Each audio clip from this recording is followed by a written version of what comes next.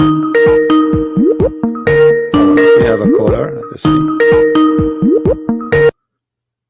Yeah, how are you, Abbas? Yeah, hello. How are you? I'm fine. Yeah, Abbas. Yeah, somebody made a video. to a Muslim. Abbas, somebody made a video about you saying that they are arrogant and they got you busted. Did you see it?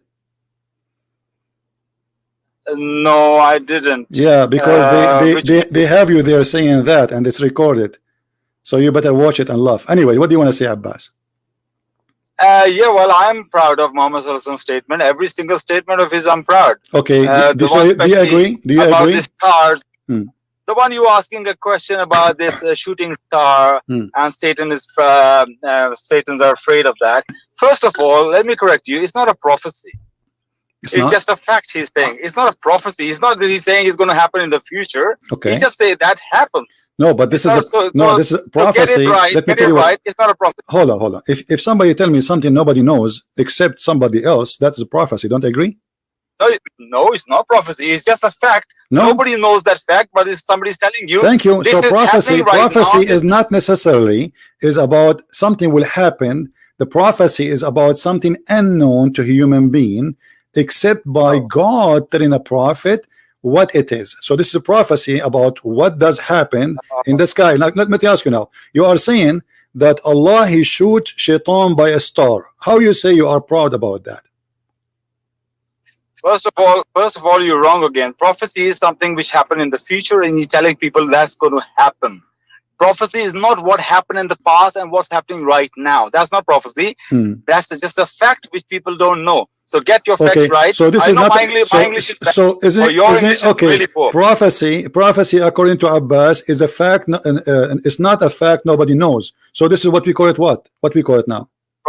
No. I say prophecy is something which is going to happen in future. Okay, no problem. And somebody's telling in advance. Okay, so get your facts right. Okay, let me ask you. Even if it's wrong, did Shaitan already? Did Shaitan already? Hold on. Did Shaitan already try to spy, or this is in the future? Shaitan is doing it all the time. Shaitan is doing it from the time immemorial. Okay, so how come Shaitan is doing it all the time and Shaitan don't die? No, what he's saying that the shooting stars are to scare them. So Satan scare them. Okay, hold on. First of all, where is the shooting stars? Where is the shooting stars? Where it says shooting stars? They are in the space, of course. The shooting stars are here. It says stars, not shooting stars. Shooting stars are meteor. Shooting stars are meteor. Right, but this is not meteor. Those are stars. Shooting stars are not meteor. So what they are you talking about? So what they are? No, shooting stars. They are just stars. They just go around in the galaxy in a very high speed. Okay, no. We are talking about. Let me make it clear for you. Maybe you are confused. Muhammad is talking. Muhammad is talking about Shaitan. Shaitan he live in the earth. So Muhammad he sees something in the sky falling down, and that for him is a shooting star. This is what? No. The Satan and those spirits. Let me. They can travel. You know, Abbas, you force me always. They can travel out in the space. Okay. And now you have. So what it is? Is it a star or not? Are you going to let me speak or not? Is it a star or not? You are like a kid, you know. Let us see who's the kid. Is it a star or not? What? Oh yeah, it is a star, yeah. Okay. And shooting star. So but Shaitan he live inside the earth. How Allah he shoot Shaitan who live inside the zone of the earth? He cannot leave the zone of the earth. How he shoot him without destroying the earth? It's a star. Do you know how big the star? Okay, hang on a minute. You say Shaitan live in the earth, yeah? Yes. What is their address? Give me his address. Well, don't you Muslims you go throw 7 stones to the house of Shaitan in the Kaaba? Give me his address. Give me his address. Now Christopher is going to give us address. Listen. You see, here we go. Abbas is playing as a kid. Give me the address. You're being silly. You give me the address because it's you Muhammad. It's you Muhammad. Hold on. Let me put the picture of the house of Shaitan next to the Kaaba in Islam. This is not in my religion. In your religion, Shaitan is living in Mecca. Is that true or not? Oh, I see. Like your God live in the answer. Don't answer. Don't play games. Do you Muslims throw 7 rocks at the house of Shaitan in Mecca? Yes or no? That's just a monument. It's just for the remembrance what Abraham did. What Abraham did? So there is no shaitan. Satan is everywhere. He can be everywhere. Okay, hold on. Hold on. So you are saying to me that Abraham, he threw rocks at the shaitan there? That time Satan appeared to him. In that place.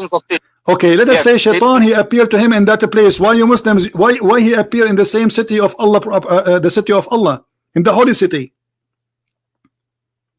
What Satan is not bound not to. You know, even in the Kaaba, in the middle of the Kaaba, people still, there are signs there that be careful of thieves. Okay, listen. Let us go to your request. Let us go to your request. You are the one who says to me, Shaitan is in the earth. Give me his address. You said to me, give me his address. Let me ask you, is Shaitan is in the earth or not? Satan can be everywhere. Okay, can he be out of the earth? Can he be out of the earth? Absolutely, yeah, he can be out of the space guys, as well. Remember, because this guy, he will say later, he will say, I did not say that. He just said, yes, he can be out of the earth. Absolutely. Do you mean he can be out in the space? Yes or no? And out of the earth, out of the zone of the earth? Yes or no? You said yes. Yeah, I'm going to answer you. I'm going to answer you. You said already yes. You said already yes. I'm answering you. Yeah. Why always yes and no? Are you still a terrorist? You said already yes. Explain to me. Just give me more details. You said already yes. I'm not waiting for you to say yes. I am saying, look, I am as a Muslim. I have no problem if I'm proven wrong. If you prove me wrong, fine. But to my knowledge, Satan is a force, and he can be out of the space, out in the space, and he can be. That's my understanding right now. All right. I'm not going to quote you where the Quran says or not. But if you prove me wrong, I have no problem accepting you wrong. But the thing is, even if he's going out of in the space with the shooting stars, he can be scared and he do not go out. All right, hold on. You see, but you said the Shaitan, he's not in the earth. You are the one who said that. I said to you, how Shaitan, he can be shot by a star, but he live in the earth without destroying the earth. No. You say he lives in the earth. That's what he said. Yes, he live in the earth. He cannot go out of the earth. He cannot read the Quran. Read the Quran. Exactly. So you are an official ignorant. Read the Quran, chapter 55, verse number 33. Allah is challenging mankind and Shaitan to go out of the earth if they can. What do you say then? Finish the verse. Read it. Finish the verse. What? Read Go it. Ahead. Read it. You read it. Go ahead. No, you just said you read Allah saying يا معشر الجن والإنس إن استطعتم أن تنفذوا من أقطار السماوات والأرض فانفذوا لا تنفذون إلا بسلطان. Now, go ahead. No. Read the whole verse in English so everybody can understand. Finish the verse. It's your problem. You don't know English. So why you don't read for us so we can laugh? Okay, I can tell you. This verse is, I'm telling you by my memory, it says, without the permission of Allah. They cannot go out without the permission of Allah. And you know what? So you know that. Did Allah give a permission? Did Allah give a permission to the Shaitan to get out? Let me explain. You know what you just did? By the will of Allah, subhanahu wa ta'ala, Allahu Akbar Kabira. What you just did, you have read the verse which actually has a prophecy. It's amazing prophecy in this verse. It's talking about the space travel for humankind, which no one could ever imagine. This verse is actually telling us that without the permission of Allah, no one can go out of the space. And now it never says that no one can ever go out of the space. It says, yes, without permission of Allah, you can't go out. So this is actually a prophecy. Hold on. Guys, we heard Abbas. Listen to this. He heard Abbas. He is saying now, according to him, that Allah, he gave Shaitan and a human being to go out of the space. Is that what you're saying? I say without the permission of Allah. No, make it clear. Did Allah give a permission? Did Allah give a permission to the Shaitan and to the listen, one by one. Did Allah give a permission? Either you say yes or no. Okay. What we know now, we know that humans being went out of the space, so they got the permission. Now about the jinns, we cannot say for surety they got the permission or not. But even if they go out in the space, can they go out as far as to know what the Quran is and where the angels are above the second heaven or the third heaven? Let me expose you, Abdul. Where the revelations are. Let me expose you, Abdul. You are an ignorant as usual. The verse after it says, if you try to do so, Allah will shoot your ass by fire and by copper. Read it. No. It didn't say ass. Wait, why are you putting words in the Quran? Not ass, so what? Shoot him where? Just read the verse. Okay, read here we go. You said to me, yes, Allah, He gave a permission to the man and to the genie. And the proof, and according to you, already a human being went out of the space. But Allah saying, if you try to do that, Allah will send against you both smokeless fire, flame of fire, molten brass of copper, and He will burn you. So why you are lying? Read the verse. Read the verse. It's in the front of you. Stop saying to me, read the verse. I am not on YouTube. I'm not watching YouTube. Okay. No problem. Open chapter 5, verse number 35. Chapter 5, you say, or 55? Chapter 55, verse number 35. Okay. Just give me a minute. There are many prophecies of Muhammad. Deuteronomy 18 is full of that. No problem. Here we go. Focus on the prophecy which Muhammad he said from his mouth, not somebody else. Stop playing games. Now you said, everybody heard you, that yes, it's proving that a human being was able to go out of the zone of the earth, and obviously that's mean Allah He gave him permission. But Allah saying you cannot go out, and if you try to do so, Allah will shoot your ass by smokeless flames, which mean very, very hot flame of fire and molten brass of copper, and He will destroy you. Okay, I'll read it. So 55:33 was the first one about 55:35 now, yeah. Yeah, 55:33 was a space travel prophecy. I'm going to read. Yeah, keep laughing like that. Oh company of, I'm reading the context now, okay? Oh company of jinn and men, if you have the power to go beyond the bounds of the heavens and the earth, go beyond them. Yet you will be unable to go beyond them, for that requires infinite power. Which of your Lord's powers will you twain, you men and jinn, then deny? A flame of fire and smoke shall be lashed to you, which you shall be unable to withstand. Which of your lords of, this is not the verse what the prophecy is about. The prophecy which says without the permission of Allah, that's some other verse. What other verse? Now this one is talking. This is the verse. This is the verse after it. This is the verse about if you try to go out of the earth, Allah will shoot you by a flame. Both of you. Yeah. So understanding is here is without, if you don't have the permission, this will happen to you. If you don't have a permission, no, he is saying you don't have a permission. Okay, Abbas, let me get you busted in front of everybody. Which scholar you agree to read the interpretation of this verse? No. This is not the verse of the prophecy. Listen. No, this is the verse of the prophecy, because you said that this is about a travel future for space, right? This is the prophecy that a human being will go to the space. The fact is the opposite. It says that, oh man, assembly of man and jinn, I challenge you to go out of the zone of the earth and the heaven if you can, but you cannot except with my authority. And the authority here is about your prophet himself when he went to the journey in the top of a flying donkey.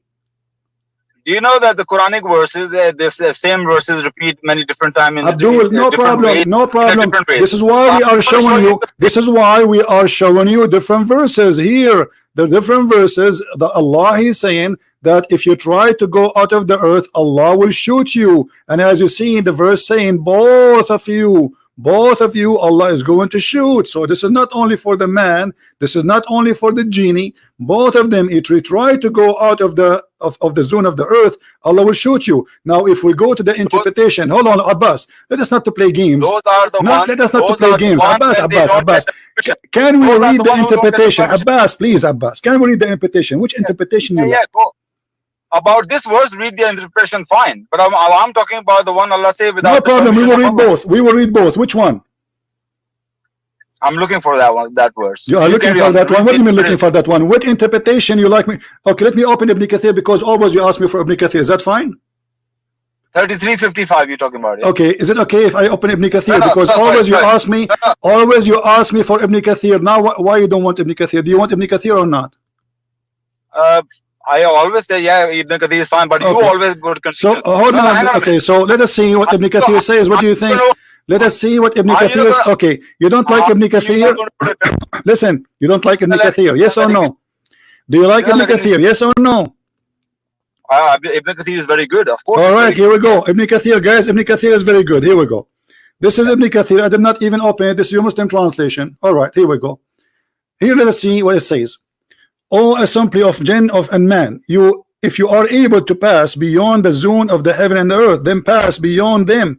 But you will never be able to pass them except with the authority from Allah. This is a translation. Now, meaning you will never be able to pass, to escape Allah's orders and decrees, because read it, you will never be able to avoid the avert of his rule and judgment over you. You are surrounded by whatever you may be.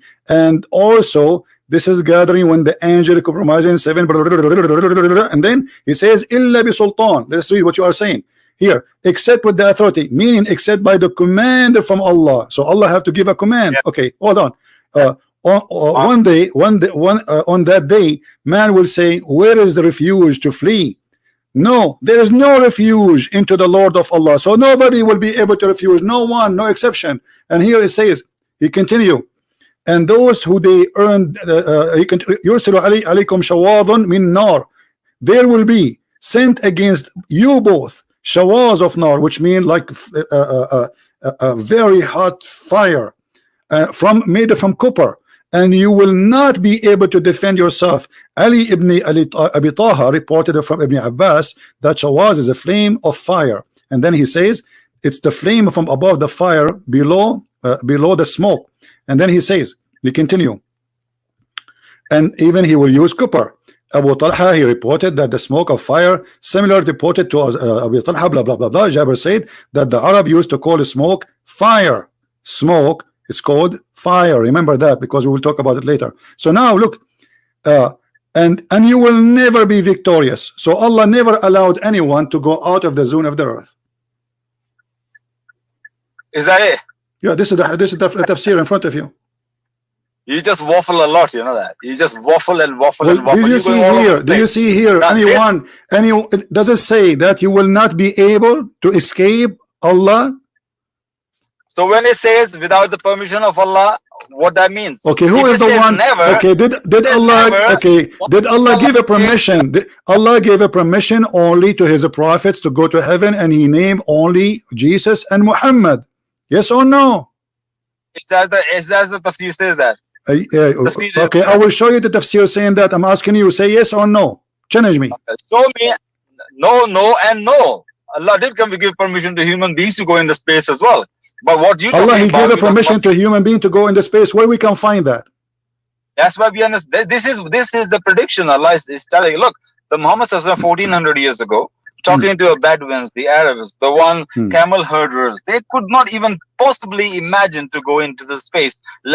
Go into space. They couldn't even imagine to fly. Okay. So what Muhammad is saying here, he should have just said to them, no one can go, and everybody will believe. Of course, it's impossible. But he didn't say that. No, he did not say that because he told them already. Because he told them already. He took a flying donkey and he went to heaven. Because if nobody can go, that's mean himself he cannot go.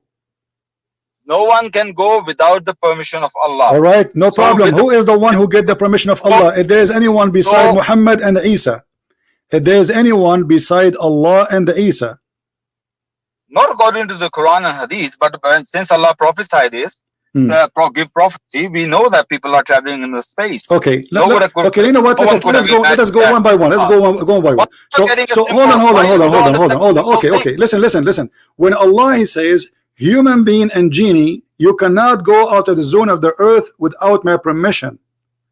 Isn't it Allah? Hold on. Isn't it Allah who orders shaitan and genie to go down to earth, and He says to them, "Do you stay there forever?"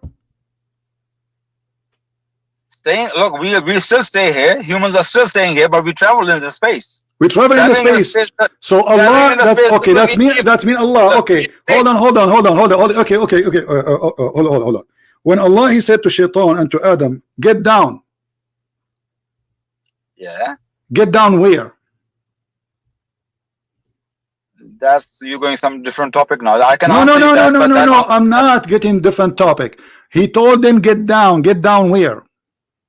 Okay, now there are difference of opinion. Some Muslims do believe, actually majority of Muslims, they do believe they were in paradise, and from paradise come down to the earth. Okay, but there is another thought. When Allah He said to them, you go down to the earth, is that a penalty? Is that a penalty or reward? So there is no other earth. Okay, Allah said to them, get down. Did He say to them another place in the Quran, get up? I haven't finished. I am of the opinion which is the other opinion. The other don't tell me other is, opinion. Tell me your opinion, my friend. You are the scholar here. You are the big scholar. No.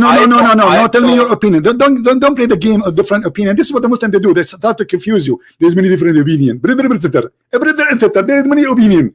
Tell me the opinion which is convincing for you. Don't tell me different opinion. Allah he told Adam and Shaitan and Eve to get down. Did Allah ever say to them get up? So this was a penalty. If you let me answer, can I answer? Okay.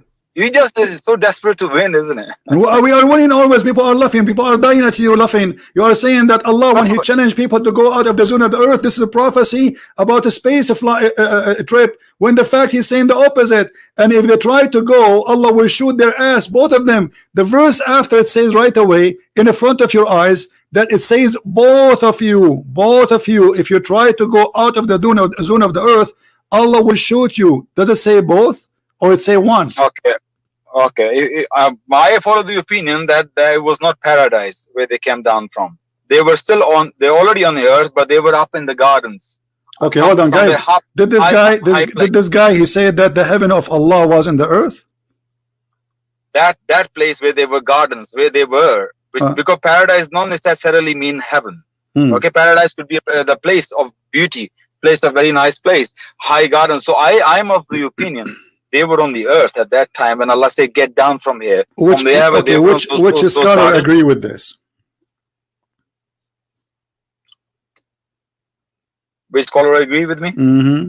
Well, I think if I'm not wrong, I think Maududi has this kind of explanation. Maududi. Who's Maududi? Maududi is a scholar.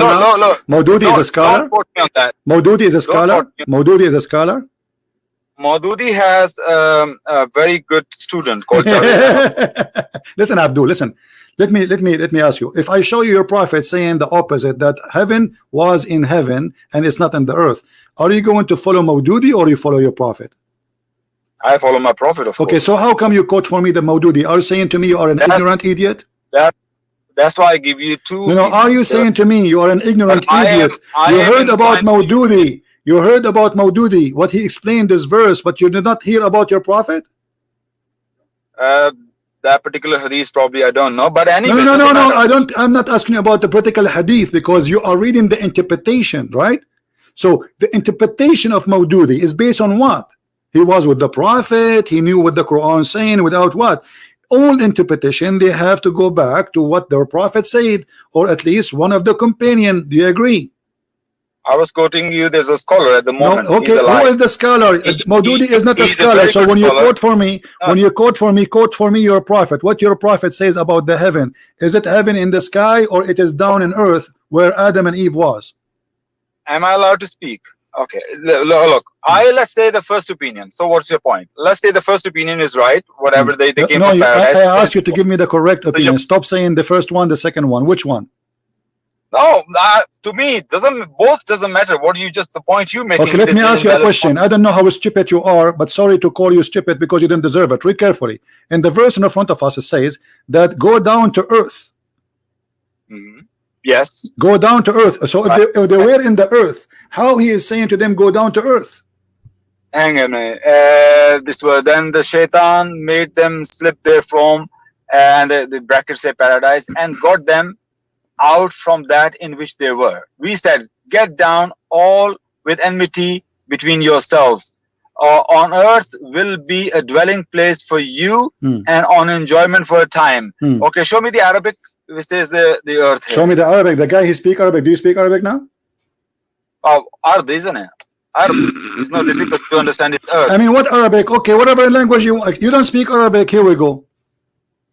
No, you always tell us there's a correct. You don't speak Arabic. You don't speak Arabic. Okay, read it for me in Arabic. Go ahead. I'm listening.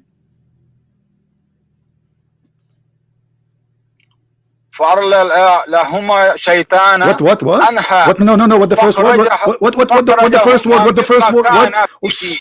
وَقُلْ نَحْبِتُوا بَعْدُكُمْ لِيَغْدٍ خُدْوٌ وَلُكُمْ فِي الْأَرْضِ مَسْتَقَرَ وَمَتَاعُ إِلَهِينَ.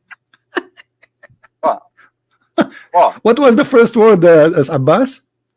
It's a very small print when I was reading. Okay. I can read what is the first word? What is the first word? It's a very small print. You no know. problem. فأزلهما. فأزلهما. Because I see it's a ra or za. Abdul, listen.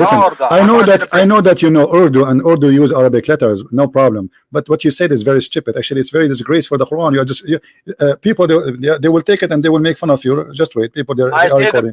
Now listen. Anyway. Now after you did read, and you don't speak Arabic, what you get from this? I mean, you don't speak Arabic. So no, why you are saying to me, show me the Arabic? I mean, how stupid what you just did? Earth. No, because the point you make, they talking about earth. Fil ard in front of you. Fil ard. Let me teach you how to read it. فأزلهما الشيطان عنها فأخرجهما مما كان فيه وقلنا اهبطوا بعضكم لبعض عدو ولكم في الأرض مستقر ومتاع إلى حين. Okay, I'll buy you ice cream now. You do it better. So now does it say that you will go down to earth? Yeah, I did say that. Show me the word. So why you quote for me the stupid Maududi claiming, as you claim, that he said that heaven was not in heaven, it was in the earth. If Allah in the same verse saying, get down to the earth.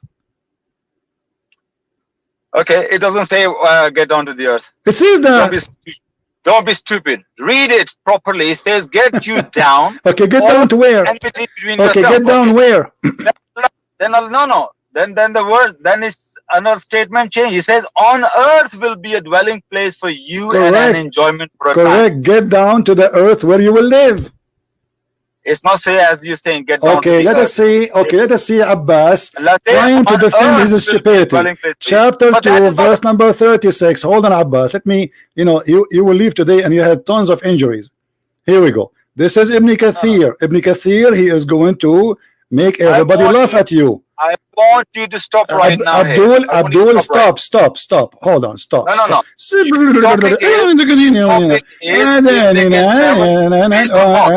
Okay, hold on. Topic is not if they were in paradise or not. All right, here we go. That is not the topic. You're changing the topic right now. No, I'm not changing the topic. I'm not changing the topic. Allah he sent. You see, I'm getting you busted. Allah he sent Adam and Eve and Shaitan to live until judgment day on earth. So how they will get out? Okay, that's the question now. Look, we humans are still traveling in space, but we're living on earth.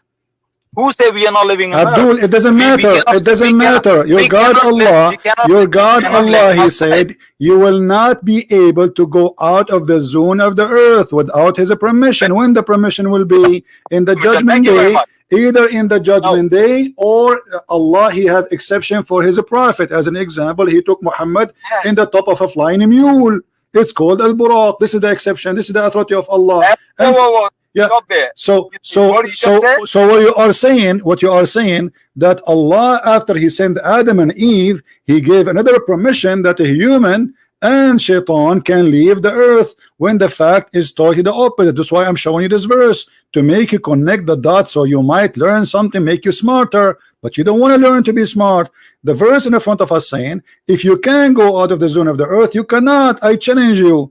And nobody can leave without permission of Allah. But Allah never gave a permission. And the proof, Allah, he gave order to the Shaitan and to the human to go down to the earth, and they will not leave unless he is a prophet. Allah asked for him, as what happened to Muhammad or to Isa, who is right now in heaven supposedly. This is the authority. And then he continues saying, and if you try to go, Allah will send against you fire, and he will burn you, and you will not be able to defend yourself. May I? Okay, I'll refute you.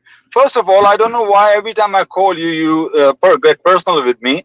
It's like I'm talking to my ex-employee, a very angry ex-employee, always attacking me for no reason.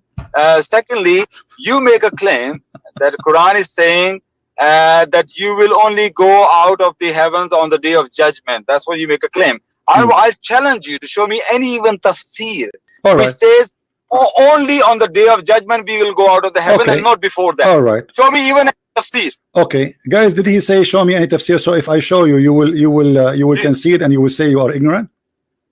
Yeah, absolutely, I will. But do you know what I'm asking you? No. You just told me what you asked me. Show me any tafsir says What? that only. No, Repeat I what?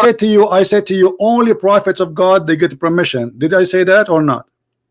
No. You said on the day of judgment we will go out of the earth. Before that, we are not going to go out of the earth. Isn't it Allah in the Quran says, you idiot? What are you talking about? Isn't it the Quran says that in the judgment day Allah will destroy the earth, He will rub it with His hand, and then He will burn He will burn all people, and the Muslim they will go in Surat al-Mustaqim, they will go over the bridge. That is not the same thing. This what is the you same make thing. A claim is this. Is it no, the earth? Is the earth going to be destroyed? Is the earth will be destroyed? Nobody's saying earth is not going to be destroyed. Nobody's saying that. So where is the Muslims will stay if the human they will not go to heaven, and the heaven is an earth? This is what you are trying to say to me. I said to you, they will go to heaven only when in the judgment day. After that, people will go to hell and people will go to heaven, but the heaven is not in this earth. Yes or no? Listen to me now carefully. My challenge to you is this. Show me anywhere, even a tafsir, which says that before the day of judgment, no human beings or jinn, anybody will go out of the earth. No one ever, only the day of judgment. Show me any tafsir say this thing, because that's what the claim you make. How many tafsir you want? I just want one. One tafsir says I will show you all the tafsir. Here we go. I will show you all the tafsir.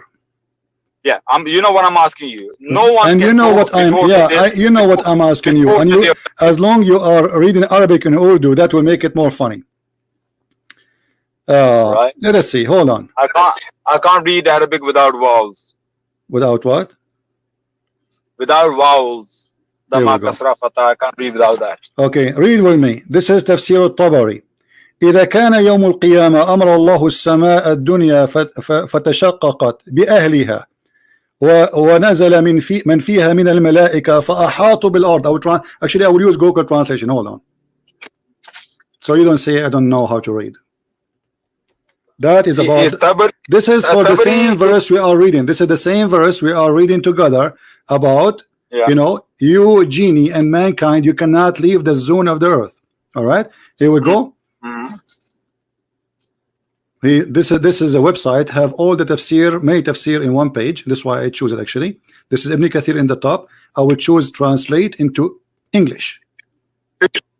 All right, here we go. Yeah, 5533. Yeah. Yes. Okay. Now. Is it okay? All right. Yeah. Read with me. This is mean. And the heaven and the earth, well, the translation is not accurate. Okay, and then you say, except by the power of your Lord, and it said in the interpretation. Okay, all right. Okay, so then they said the meaning of this word will empty you, or gravity, or you say to them, paradise and paradise, man of you. I mean, the translation is really horrible, but let me see if we can get something out of it. Okay, in the day of resurrection, God, the heaven will open, and the people of the heaven, they will come down. Those are the angels, and they will surround the land, and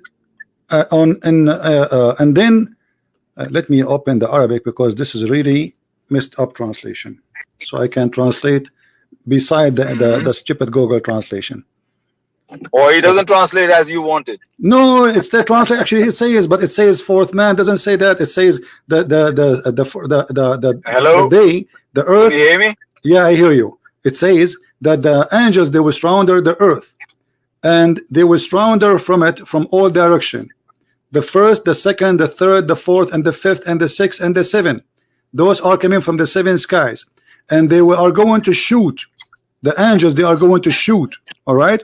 Here we go, and then they will surround all the side of the earth, and read carefully, and then they will say that he's quoting from the Quran. I fear that you summoning day, stupid translation, the day the day you are going to turn your ass, which means you are trying to run, but you cannot run. Okay, and then he says, and then he quote again, O jinn and mankind. And this is the verse we read already. Translation of Google is not accurate. That you cannot leave the zone of the earth, and if you try, that is going to be Allah will shoot you. And then he says, Anyway, what is saying here that he will not leave the earth until the judgment day. Do you see it? He's talking about the angel will come down in the day of resurrection. In the day of resurrection, Allah will send the angels down, and no one before that day can leave the earth. And then the angels, they will start. It says that in the front of us. No, then you just say before that day no one will leave the earth. Where does it say that? It says in the front of us. Here we go. Let me give you the link in the, this is Tafsir at-Tabari. It says that this will happen in the judgment day. Now, can you highlight what you just saying that no one before okay. the day? No, I will show that part. Yeah, well, you see, okay. Let me show you in Arabic and I will show you in English. Here we go. No, that is my challenge to you. Hold on, this is my challenge to you too. It's in the front of me. It's in the front of you. It says, this is the verse. إذ كان يوم القيامة أمر الله السماء الدنيا فتشققت بأهلها. When the day of resurrection come, Allah will order the lowest heaven to open on the people who live in it, which is the angels. وَنَزِلَ مَنْ فِيهَا مِنَ الْمَلَائِكَةِ, and all the angels who are there, they come down. فَأَحَاطُوا بِالْأَرْضِ, and they will surround the earth from عَلَيْهَا بِالثَّانِيَةِ وَالثَّالِثَةِ وَالرَّابِعَةِ. So they are going to surround the earth from all direction number 1, direction number 2, etc. And then they فَصَفُّوا صَفًّا دُونَ صَفٍّ, and they will line people line after line. And then ثُمَّ يَنْزِلُ الْمَلَكُ الْأَعْلَى عَلَى, so Allah, then the Malak, the highest Malak, is going to come down to the earth. And then when they see him, they will try to run away, but they cannot. So this is what the verse is about. It's about the judgment day. And here we go. This is the English translation, which is a stupid translation, even saying the same. This is when the day of resurrection come. Those angels, the angels of the heaven, they will come down and they will surround on the earth, and nobody can run. Okay, have you finished? Go ahead. Have you finished? Can I make a comment? Okay. Now, whatever you say as a Muslim, that's perfectly fine. No problem. On the day of judgment, that is what's going to happen. But what I was asking you, as you made a claim earlier, that no one before the day of judgment can go outside the earth. That was the main thing. And you didn't prove me anything, any tafsir. Even Tabari didn't say before the day of judgment. No, he's saying that this verse, you're a crazy person. You are a crazy person. He is quoting for you the verse, "O jinn and mankind, you cannot go out of the zone of the earth." He is explaining this verse. He's saying this is nobody can, and until Allah, He sent His angels down to the earth in the judgment day. It's in front of you. This is the interpretation for the verse. What about the part that Allah, without the permission of Allah, what did He say about that? Okay, here we go. All right, here we go. Okay, this is what it's about, the permission of Allah. Here we go. Read carefully again. He repeat again. Ibn Abbas said, "All jinn and mankind, you cannot go out of the zone of the heaven and the earth. You shall not execute except by His power." Read carefully. He says, if you can, this is the translation of Google. Know that the heaven. Okay, I understand the point you're making. Can you hear me? Yeah, I hear you. Breaking up. Yeah, go ahead. Okay, first of all, you're breaking up badly. I'm half of the time I can't hear you. You're breaking up for some reason. Can you hear me? Yeah, I hear you. Okay. The pump. First of all, Tabari explained his understanding. Even in his explanation, he didn't use the word like no one before the day of judgment can travel outside the earth. He didn't. My friend, Tabari, this is not. You are saying not explanation of Tabari. This is Ibn Abbas. Ibn Abbas saying that this is about the judgment day. This is about the judgment day. This will be the case until the judgment day. You didn't show me he's saying that. You're implying that he.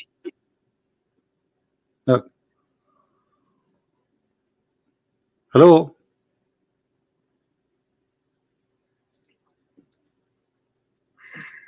I don't know how to explain to you. I just simply clearly ask you to show me where it says no one can go before that. Yes, Tabari is explaining his explanation. Even in his explanation, he didn't use the word what you use it. But what we're saying is, even people like Tabari, even Ibn Kathir, they lived centuries before. Centuries before the space exploration. I will make it simple for you. I find a solution. Did your prophet say that when he became a prophet, no shaitan can go and spy at Allah no more? No shaitan can inspire Allah. Yes. Did he say after he became a prophet, Allah he closed the doors of the heavens for shaitan? Allah he closed the doors of the heaven for shaitan. I haven't read that hadith, to be honest. Neither I heard from any scholar. When the verse in the Quran it says that those shaitan who try to spy at Allah, what is the explanation for this verse? It says, and we have guarded the near heaven from every outcast shaitan, except him, the devil, who gained hearing by stealing, he pursued by a flaming fire. You said, which verse? You said, okay, you said, hold on. You said that shaitan, it's possible that he is out in the space, correct? Yes, okay, absolutely, yes. But Allah saying that if shaitan he tried to go out of the space to spy at him, he is going to shoot him. Do you agree with that? He's going to scare him off from shooting stars. He's not shoot him. Okay, no. Scaring them off. Okay, it says so Allah will miss. Are you saying Allah will miss?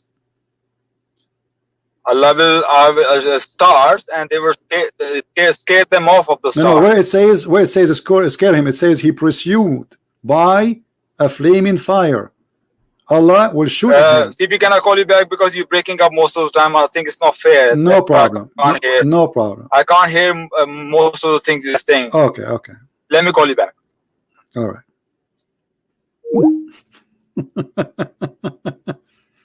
I have a surprise for him. Just wait. You know, always you have to make them so excited, because the more excited they are, the more they will make Islam stupid. Yes, Abbas. You hear me? Hello?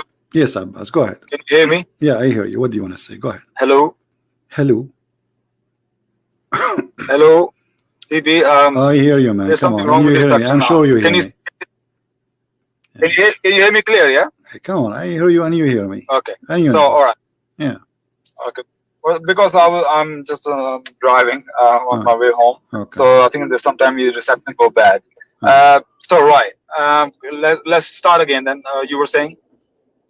I was saying, when Allah he said, if shaitan he try go out to the heaven, Allah will, you said Allah will scare him. He will not shoot him, correct? Yes, well, send the stars and they scare them. And then they, of course, they cannot travel where they want to travel. Okay, so but you have to prove it wrong that this cannot be possible. Okay, listen. You have to show me there's scientific. You're making a fun of it. But shaitan is trying to go out of the zone of the earth, correct? Yes, the understanding is that he go out of the earth. What is the zone of the earth? What is the zone of the earth? The earth have outside there are layers there, there are ozone layers there. All right. So is that the atmosphere? Is that the atmosphere? Okay. So you are saying this is the atmosphere, correct? Yes, atmosphere of the earth. All right. Yeah. So shaitan, Allah will shoot him by a star, and you are the one who agreed. Everybody heard you saying that this is a star, correct?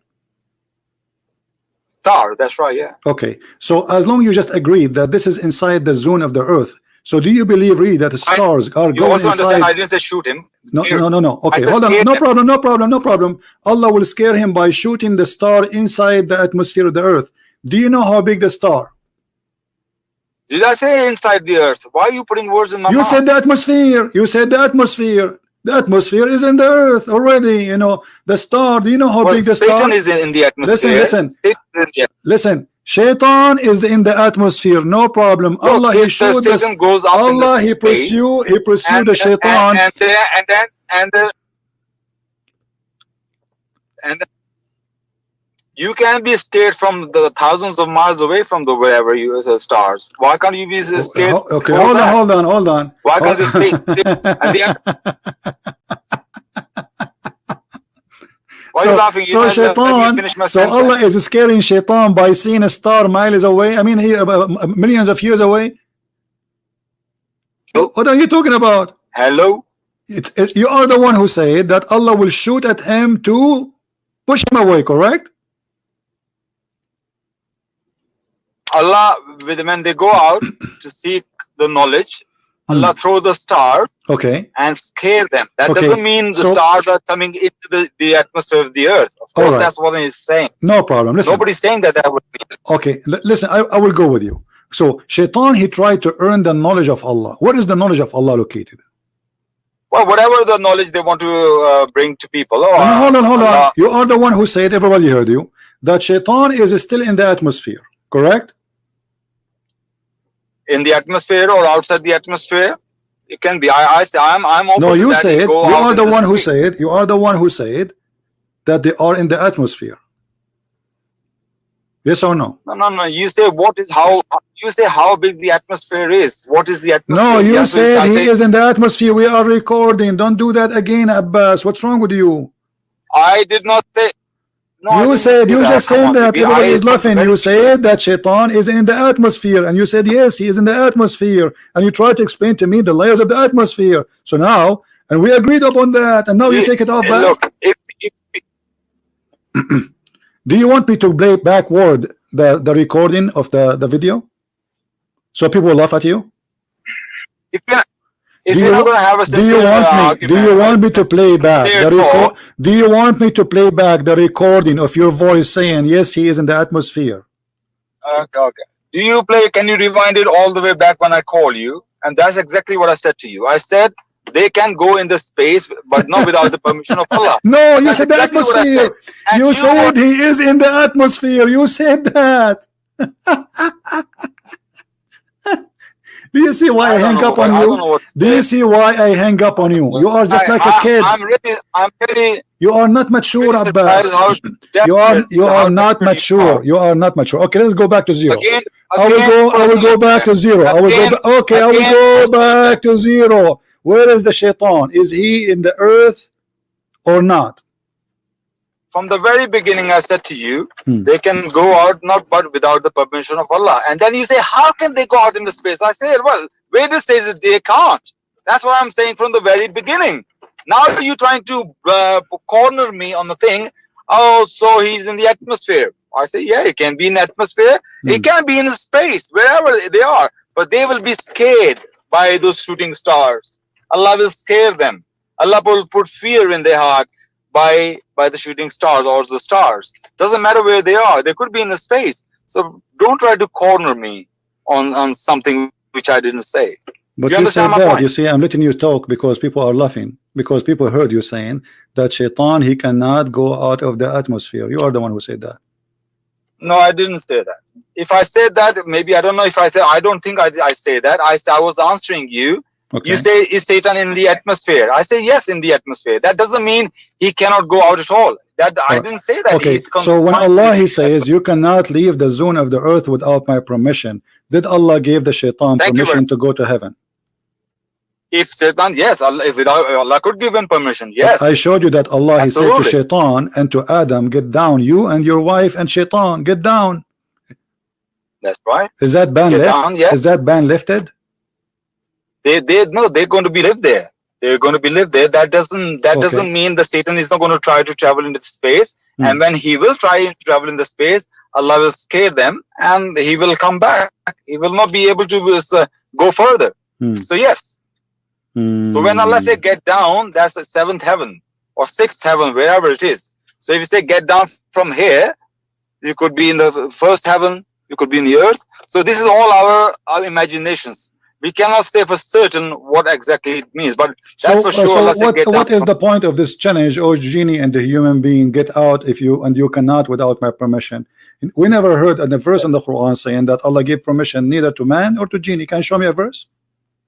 Well, no, no. When Allah says you, if the point was they can never, Allah, the verse will say you can never. Okay, but I showed you. I showed you the interpretation. I showed you the interpretation, and the interpretation agree that this is about that until the judgment day, nobody will be able to leave the zone of the earth. No, that will ultimately that will happen ultimately, but it doesn't say. What do you mean? What do you mean ultimately? What do you mean ultimately? What do you mean by saying ultimately? That on the day of judgment, the earth will be destroyed, and everybody will. Allah, the souls will be taken out. From now until the judgment day, nobody will be able to leave, correct? without the permission of Allah. Okay, but Allah never gave permission. That's why He sent Adam and Shaitan to earth.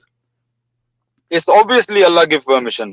When He gave permission? When they're traveling in the space. That's what I'm telling you. This is one of the. So you're trying to explain how the Shaitan, how the Soviet Union get Allah busted. You say obviously Allah gave a permission. This is what you are saying.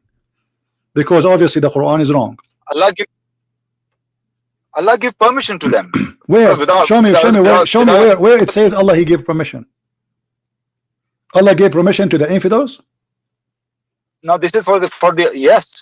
Anybody have knowledge? Allah give permission to infidels. What's wrong with that? They are His creation. They are all Allah's creation. In the worldly matters, you can be successful in the worldly matters, but on the day of judgment, they have nothing for them.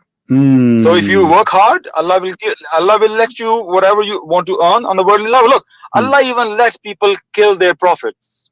The bad people kill their prophets. It happened many times. Even children of Israel, chosen people of God, they were defeated by the pagans. Who is the one who make people kill the prophets? Allah allow it, or Allah He send them to kill them? This is how it is. Allah let this was a test for people. They do evil things, and for the prophet is a martyrdom. No, I'm asking you, who is the one who sent people to kill their prophets? You are changing topic, but I will go with you. Who is the one who sent his people to kill his prophets? Who is the one who sent that, Shaitan or Allah? Can you? I don't know what you mean by that. Don't tell me. This is why you are not answering, because you're afraid. Who is the one? You said even Allah allow. You said Allah allow people to kill even His prophet. Did you say that? That's right. Yes. Okay. Allah allow it, or Allah He sent them to kill His prophets. Allah sent people to kill His prophet. Thank you, guys. Did you hear this? Allah He sent. No. You said. I'm asking you. Did you say Allah sent people Allah sent His people to kill His prophets? Yes or no? Okay. Show me. I don't know. I don't know. No, give me an answer. Don't tell me. Show me. Tell me the answer. Yes or no? I don't think so. That's true. That Allah sent people. Why not? To kill His Why prophet. is that true? Why is that true? What's wrong with that? If Allah He sent somebody to kill His prophet, what's wrong with that? Not to my knowledge that Allah sent to kill His prophet. That doesn't make That's not any the sense. question. What's wrong with that? Let us say Allah He sent somebody to kill His prophet. Is that make Allah bad person for you? It's like me sending to kill somebody really good human being. Okay, so that's not good. That's evil. That will not be right thing. That will be evil. Okay, thank you, guys. Did you hear this? Chapter 6, verse 112. Chapter 6, verse 112. It says Allah is the one who sent those enemies to the prophet. Read it. Allah, chapter 6, verse 112. Chapter 6, 112. Okay, let's read it. Allah sent people to kill His prophet. Okay. And so it is that against every prophet we have set up the evil ones from among men and jinn. Some of them inspire others with specious speech only by way of delusion. Had it been your Lord's will, they would not have done it. Leave them alone to fabricate what they will. So I didn't see the word kill here. But Allah sent people to kill His prophet. He is the one who appointed the enemies. All the enemies. What the enemies going to do? What the enemies will do to the prophet? And by the way, translation here, they are adding things that's not in the verse in the English. Okay. Show me the word kill. It says that Allah sent people to kill His prophet. Who is the one who will kill the prophet? The enemy, correct? Yeah. Okay. And those enemies are do the all enemies. wrong. All the enemies, with no exception, all the enemies are appointed by Allah. Does it say that? Now you're playing with words here, right? No, it doesn't. When you say Allah raised people against prophet, but no, it doesn't say that. It doesn't say that. And so we have appointed for every prophet enemies. So every prophet, Allah appointed enemies. So those enemies, and if it's not Allah will, they will not do that. Read it. No. What happened then among those enemies? Some crossed the boundaries. They crossed the listen. limit. Why Allah? You are the one who said to me a second ago, you said it's not right to do something evil to my prophets. You are the one who said that to me, correct? You said this is wrong. So why Allah is appointing enemies to His prophets, which is against what you said, that this is wrong. You said this is wrong. Okay. How I send somebody and I will appoint something against him? This is wrong. You said that. This is evil. CP, I don't know. People don't get it, but I just get you very well. You know, I can see you through very well. Like, you know, that you show the picture of that transparent hoor in the heaven. You know, X-ray. I can see you through like that X-ray. X-ray. For me, it's nothing. Wonderful. Nothing surprise. But wonderful. people are very fooled. So you nothing surprised. So why you said it's wrong that Allah will appoint against His prophets His enemies? You are the one who said that. This verse is not saying what you're saying. You said, if I show you that Allah sent people to kill His prophet, I say I don't know. Is the enemy of the prophet is the one who killed him, or the one who killed? Who is the enemy of the prophets? Who are they? The enemy of the prophet? Okay, listen. Who is the enemies of the prophets? Every enemy is not a killer of the prophet. Okay, but all the enemies are appointed by Allah. All the enemies are appointed by Allah. Yes or no? Allah is not sending them to kill the prophet. So, man. What you no. He sent them in purpose to hurt His prophet. You are the one who said. Everybody heard you. You are the one who said even Allah He allow people to kill His prophet. You said allow. Did you say allow?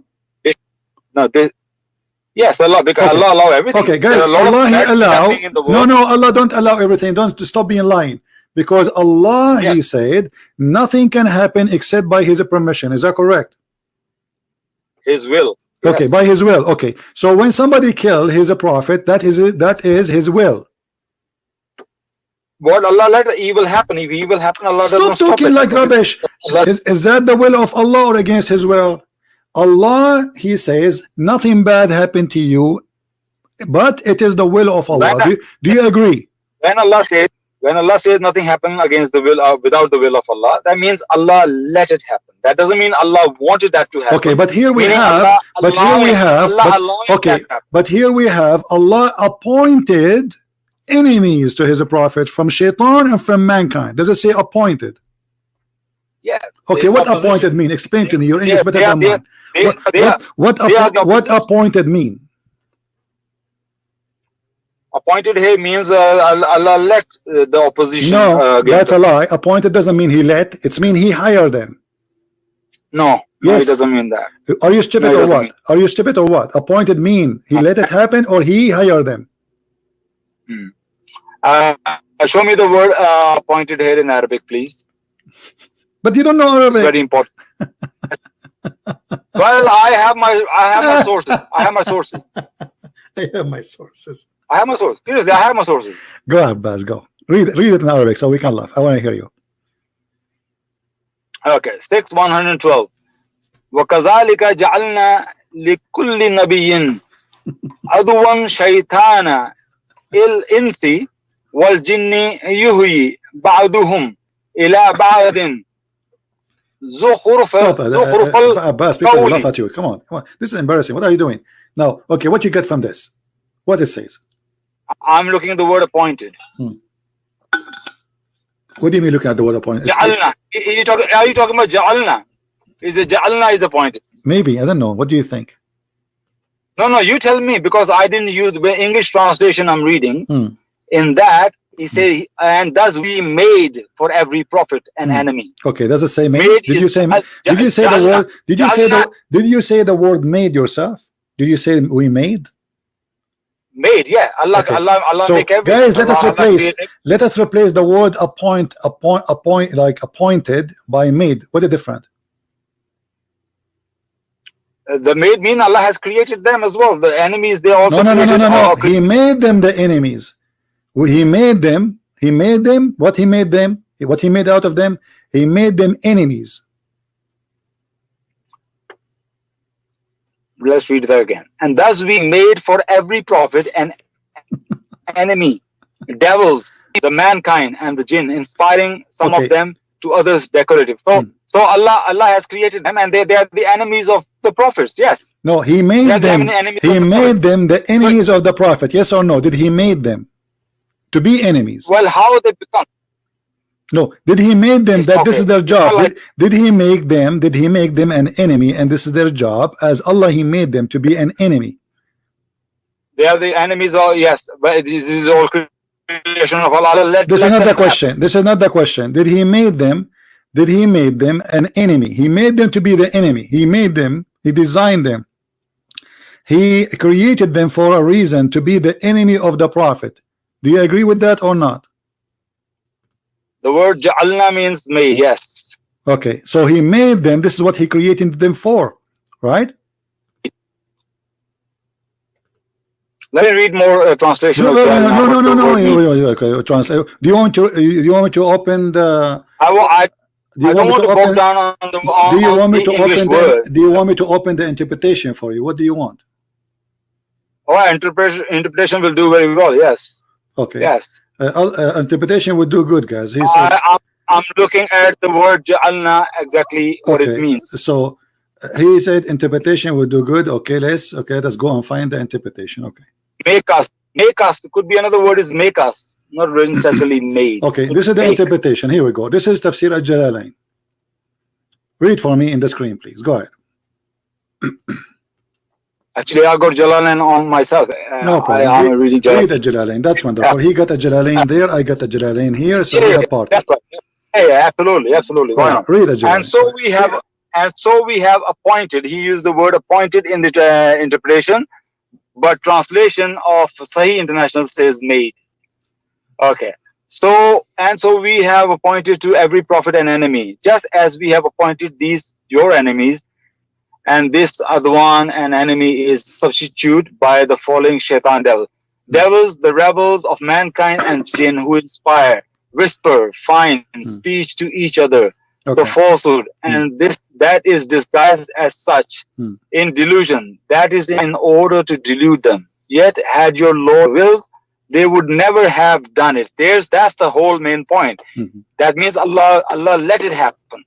But if he doesn't, does it say that he is the one who appointed them? It started from saying that, so we have appointed every prophet and enemy, just as we have appointed these your enemies. No, what does that mean? You see, you are the one who said you reject the word appointed, but now we go back to appoint, because this is what Jalalain is saying. So Allah is the one who appointed enemy to the prophet, and you are the one in the beginning who said this is wrong. Arabic word doesn't use the word appoint. That's what I'm saying. Arabic word, it says that وَكَذَلِكَ جَعَلْنَا, and therefore we made for every prophet his enemies. He is the one who made them. He created them to be enemies. This is their job. And I told you that is because Allah let it. All right, listen. Let me ask you. Did your prophet have a shaitan who give him command and he is sent by Allah? Yes or no? That's the hadith you read, isn't it, many times? I'm asking you, yes or no? So we are trying to explain. Yes. Okay. So did the shaitan? Hadith says that, but the understanding of the hadith is not what your understanding is. No problem. Well, your prophet will explain it to us. Allah, he sent shaitan against his prophet. Yes or no? According to this verse, yeah, they are the enemies. Allah make them in that way. They are the enemies of the prophets. Thank you. And that's the test. But in the beginning, remember, you are the one who said this will be wrong. Everybody heard you. Now, so so Allah, he did wrong against. I say you said your understanding was wrong. No. You said no. I asked you from the beginning. I asked you from the beginning. You spoke about killing the prophets and harming the prophet. I said, okay, who is the one who appointed those who will harm the prophet? Is it Allah? He says no, because that will be wrong. Everybody heard you. It's recorded again. Now listen, how Muhammad, Allah, he appointed for every human being, including the prophet, Qareen. Is that correct? Qareen. Let me correct you. Did your prophet appointed Qareen? Yes or no? Did Allah appointed Qareen? Look, you can't lie and just say leave it. I have to correct you where you just lie. It's recorded. There's no need to correct it. It's recorded. No. I know this is also recorded. That I'm not going to refute you. That will be recorded as well. So I have to refute you. You said, didn't your Allah send people to kill his prophet? That's what he said. I say, not to my knowledge, Allah didn't send anybody to kill him. Now, sending somebody to kill him is very direct thing. But let people to kill his prophet is another thing. So when Allah make enemies for prophet, those enemies were the oppositions. But Allah never tell them to kill their prophet. Allah never say go and kill my prophet. That was the whole point. He is the one who appointed to be the enemy, which means they are doing the orders of Allah. Appointed him enemy, they were the opposition. That's okay. what it is. How Allah He appointed them? Okay, let me ask you. When Allah He appointed me now to be the enemy of Muhammad, what Allah did? He gave me an order. Hey, Christian Prince, I want you to target Muhammad. Is that correct? No, you do be opposed. No, He let you to oppose. Okay. And no, I don't let me. No, it doesn't say He let. It doesn't say He let me. Stop being a liar. We ask you from the beginning. Who is the one who made those people and appoint those people to be the enemy? He says it cannot be Allah. The verse in front of us says we have appointed, and appointed is so clear. Like Allah appoint prophets. Yeah. Okay. Appoint, so but here He appoint Allah. He appointed evil ones against His prophet. Who is the one who appoint them? Allah. But when you understand Islam and Quran, look, even you read the tafsir doesn't agree with you. Okay, the tafsir is in front of me. It says Allah appointed. No, Allah doesn't say as you're saying that. Allah. It says that in front of us. Everybody can see it. Everyone can see it. Allah He appointed them against His prophets. Let me read that again. He doesn't explain that what He's saying that He's sending people when people are killing. That's not because Allah appointed them. No. Appoint here means they're the enemies. They're okay, what appoint? Okay, Abbas, slow on by one. You know you are smart. We are not. What we can do? What the word appointed mean? Let us search in Google translation and see what the word appointed mean. Whatever it mean, I will take it. What do you think? Appointed. Let's see what appointed. Here we go. Appointed of a time, of a place, decided on before and designated. So Allah designated. Do you see it? Allah designated for every prophet his enemies. Who is the one designate the enemy? Allah. This is what appointed mean. English is not my first language. English is not my first language. I search in Google. Huh? Wait, you're too fast. You're too fast. First of all, when you say Jalna means appointed, you know that it doesn't mean appointed. My friend, not every translation. Listen, you are the one who said to me. You are the one who said to me, "Let's go to Al-Jalalain." I am in Al-Jalalain, and you said you have your version Al-Jalalain. I said that's wonderful, and you did read. Does it say in Al-Jalalain in front of you appointed? Yes or no? In Tafsir, but the Sahih International say made. Okay, and my friend, Yusuf Ali say, does it say okay? So Allah, when we say Allah, He made for every prophet his enemies. He's not talking about the creation of a human being, because already a human being created long time ago. That's Allah created supposedly genie and the human from the beginning. That's it. But here He's talking about specific thing. The enemy. Who is the one who made the enemy for Allah, for His prophet? Allah. Yeah. Okay. Listen, Muhammad has many enemies. They tried to kill him, but they didn't kill him. Did not? Allah saved him. Yeah. So why Muhammad saying that he was killed by poison? Enemies couldn't kill him. Well, he never says killed by poison. I heard you all this rubbish all the time. He never killed by poison. He did say to Aisha, I feel the pain of the poison. Okay. I ate. He feel the pain of the poison, but that is his understanding. But that doesn't mean that's true that poison affecting him. Guys, did you hear what Abbas said? Abbas, can you give me a minute, please, guys? Did you hear? He said this is his understanding. So he's saying he's a prophet is a fool. He don't understand. So Abbas today is correcting me, correcting Muhammad, correcting the understanding of all of us. The understanding of Muhammad is stupid. The understanding of Christian Prince is stupid. The only one is smart here is Abbas. So Abbas, please correct the understanding of your prophet. Your prophet saying this is how he feel. He is dying because of the poison he ate at Khaybar, and you are saying this is his understanding, which means you are right and Muhammad is stupid. Can I answer? Go. You see, I listen to you very patiently. I let you speak because you speak a lot of nonsense. Go ahead. Do you know poison he had in Khaybar? And he died 3 to 4 years later. In that 3 to 4 years, and remember, one of his companions died on the spot, who ate with him. He died on the spot. So poison was so strong. So if that poison affected him, he had many battles in between that. He conquered Makkah. He had a Hunain, Battle of Hunain. He done Hajj. All that time, he was really suffering. I never, by the way, heard of the Battle of Hanan. Hanan, okay. What is that, Hanan? Is that the new whiskey? Hunain. Hunayn, what Hunayn? Okay, so Abbas, I get you. You are saying that your prophet is really stupid. How you say that, Muhammad, after 3 years of being eating the poison?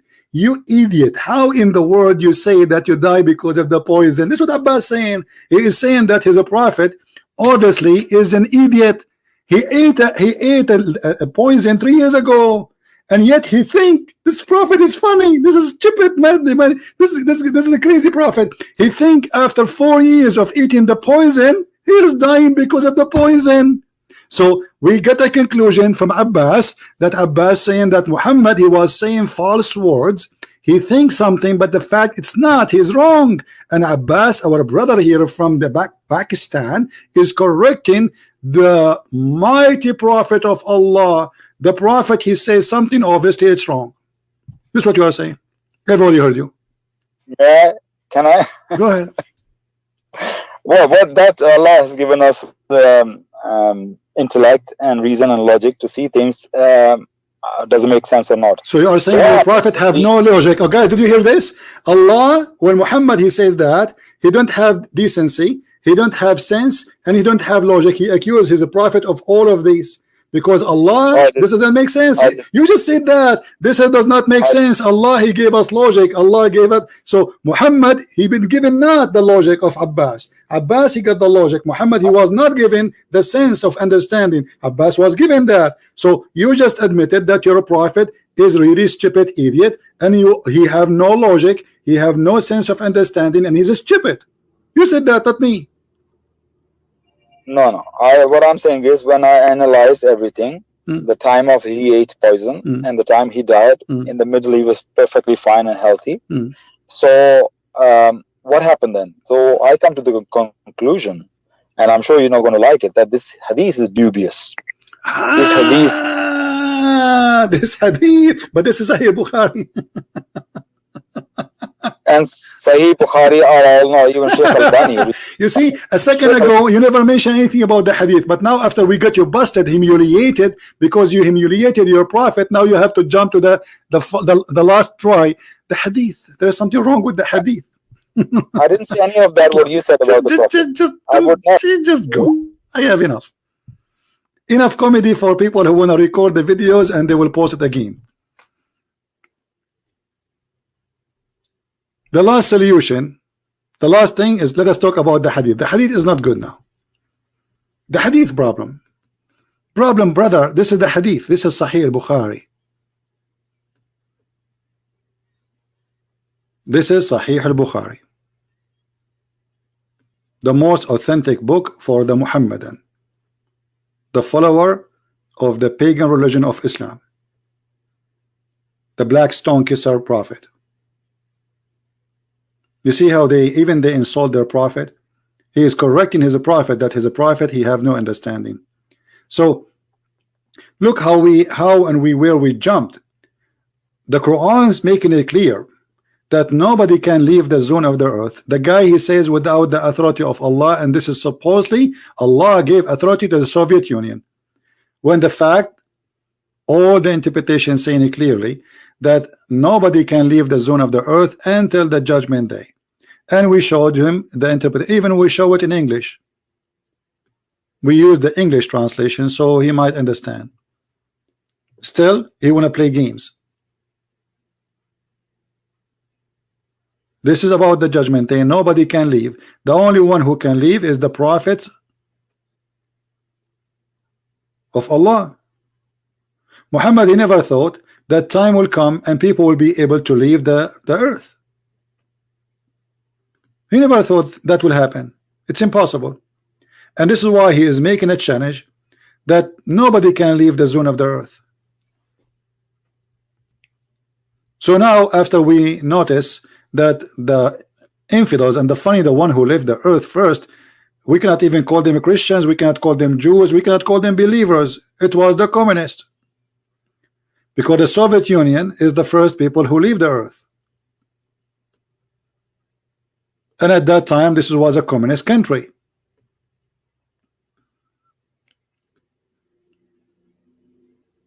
So when Allah he says nobody can leave the zone of the earth, He is saying clearly that we made the sky protected roof and nobody can leave this earth. If we go to different verse in the Quran,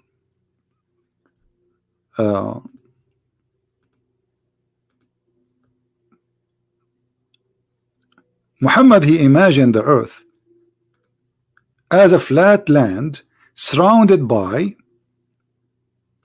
mountains, and that mountains is like a fence.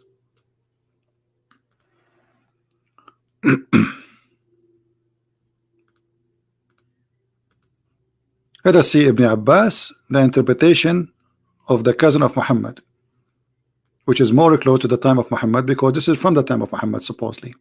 From the narration of the authority of Ibn Abbas, that he said the interpretation of Allah saying Qaf. He said it is an azure mountain overlooking the world, and the color of the sky takes from it, and Allah swear by it. So what we have here, we have a mountain surrounding the whole earth. Let us do some drawing. So the earth is like this.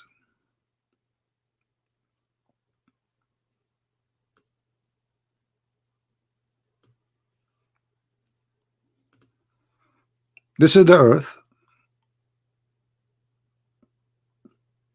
and then there's mountains around it, and this mountain is blue from all corners. We need to make a three-dimension wall, and this wall is blue. This is why we cannot see it, and the sky is taking its color from this blue azure mountain, as you see in the screen there.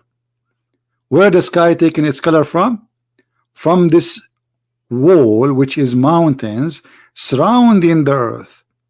So we cannot leave the zone of the earth. Why? Because we have mountains as fence. And we cannot leave the zone of the heaven, because why? We have a protected roof.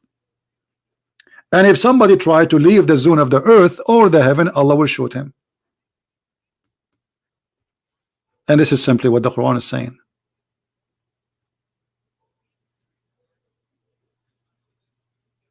And this poor kid, he is trying his best to defend something nobody can defend. Nobody. Who can defend this? Nobody. But because it's very embarrassing,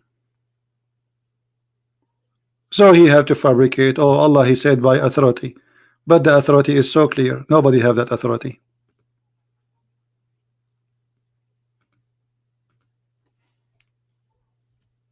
Nobody. And the Quran is so clear, saying that nobody can go. If you try to go out of the zone of the earth, Allah will shoot you. And actually, this is the purpose of those stars. We adorned the lowest heaven. And by the way, here, when Allah he says the lowest heaven, the atmosphere is included, because according to religion in Islam, the second you lift your foot in the top of the air, this is heaven, this is sky. The sky is anything you see above you. It's not like now our understanding. We have like the atmosphere is inside, considered part of the earth, etc. No, the lowest heaven is where the stars are located, and this is where the war will happen. Shaitan, he tried to go out. Allah will shoot the shaitan. By what? By lamps. Those are lamps. They cannot say this is a meteor. And actually Abbas himself, he said shooting stars are not meteor. He said that, not me. And shooting stars, according to him, they are already stars. Okay, but shaitan is in the earth. He is walking in the earth. He will try to go out of the earth, but he cannot. And this is what all the verses are confirming. And we have guarded the near heaven from every outcast shaitan. It's guarded, that's it. He cannot leave. And shaitan here, by the way, is not necessarily shaitan, because we just showed you that Allah, he appointed for every prophet shayateen of the mankind and the genie. Do you see it? Do you see it, people? So according to Islam, there's a shaitan who's a human, Shaitan, not necessarily the devil, as we know. Allah saying, for every prophet we appointed the devils. And who are the shaitan? And the word in Arabic, by the way, is not the devil. The word in Arabic is Satan's, shayateen. And actually he started with shayateen al-ins, the Satans of a human and the Satans of genie. So the challenge in the other verse was for both. Oh, the one, the genie and the mankind, go out of the zone of the earth if you can, but you cannot. Do you see it? And I did not really have patience to tell him to the end this, because I thought maybe I can have patience more to speak to this kid. But when he said that his prophet was wrong about the way he died, I could not take it no more, because this is really, I mean, I don't know if this guy, he will be able to go to speaker corner. The Muslims will make fun of him. Do you see it? So the challenge is for both. The shaitan is not necessarily, according to the Quran, is a genie. It can be a human. And you will see that shayateen among the mankind and the jinn. So the first is the mankind shaitan. What the other verse saying? Allah, he challenged mankind and shaitan to go out of the earth. Both of them.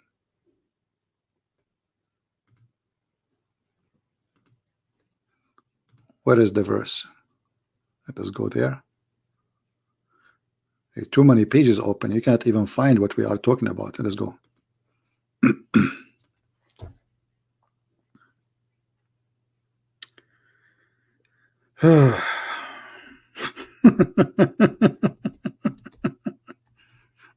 I feel sorry for this kid. You know, I mean, he's trying his best.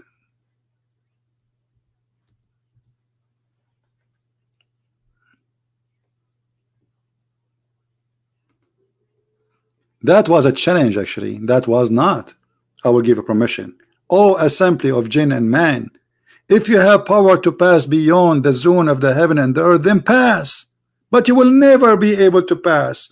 And then he says, except with my permission. So if he gave them permission, so why he is making a challenge? That would be stupid alone, right? Do you understand me? If already they are flying, so why you are making a challenge to pass? Do you understand, people? Abbas saying no, Allah, he gave a permission, but he is saying if you can pass, but you cannot pass without my permission. So if they have a permission, that would be stupid to say to them pass, because already they are doing it. But you cannot come to reasoning with those people, because they are just desperately trying to defend. Nobody want to use his brain. Imagine I say to you, you cannot drive my car without my permission, but you are already in the highway driving the car, and I challenge you saying, and you will not be able to do it. Not only I shut up, and you will not be able to do it without my permission, but he is driving in the highway already.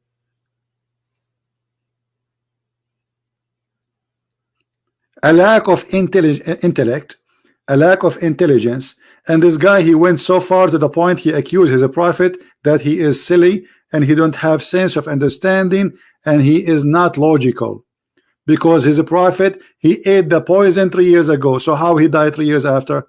And look how serious argument is, because you might be shot 20 years ago and you die because of the bullet 20 years after. There's people, they have a bullet in their brain, and doctors could not take it. They could not take it because the surgery, it might cause death, certain death. So they leave it there. They told him, we cannot take it off. Well, we hope you will live long. But then you die because of the bullet. So if you did not die immediately, that did not mean that the bullet did not kill you.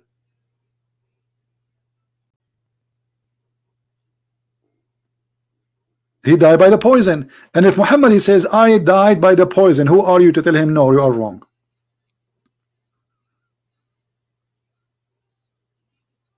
And about the hadith where Muhammad he received the command from the devil. How Muhammad is a prophet but the devil is commanding him to do good?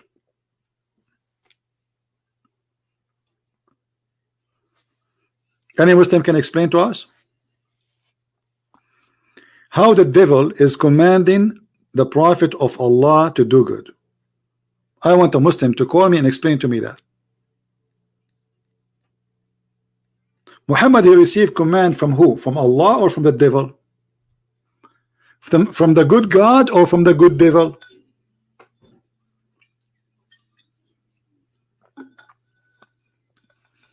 Anyone can tell me? Muhammad he received commands from the good God or from the good devil?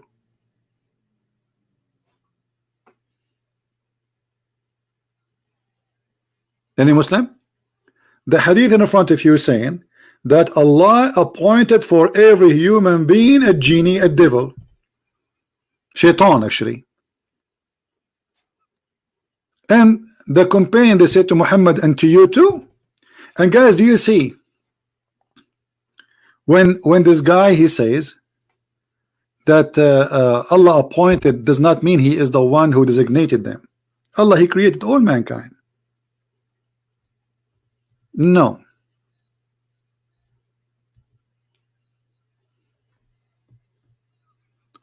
Muhammad he made it clear that Allah he appointed and their job. Let me show you the hadith. Hold on.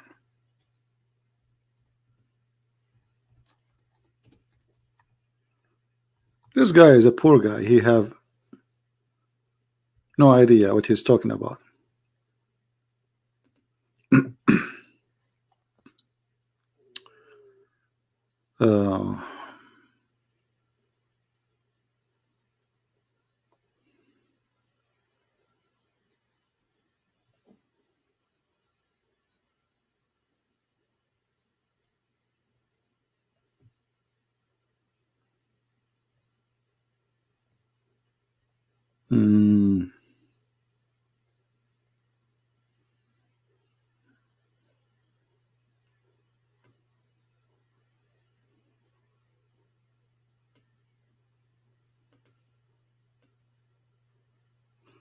Let us see this one.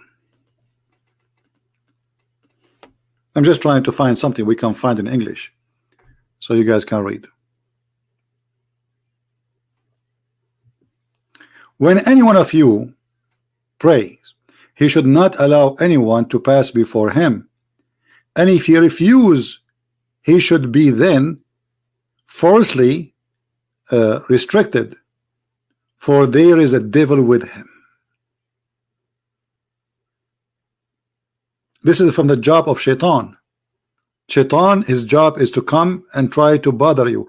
Actually, even Muhammad he said, when a Muslim he pray, he take hair from the anus of the Muslim. But I don't think I can find such a thing in English.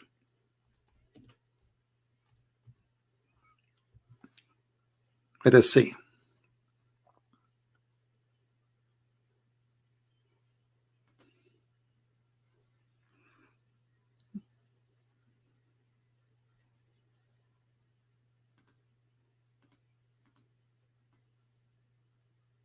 Yeah, I don't think I can find this one in English, but we will try to translate from the Arabic.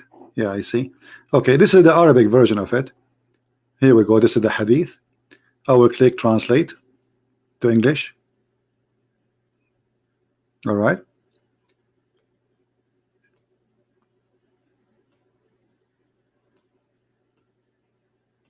The devil come to you when you are in your prayer, taken here from your anus, not from his mind. Translation is funny. So he take here from your anus, and he will not stop until he make you fart, and he hear the voice of the farting. You break wind.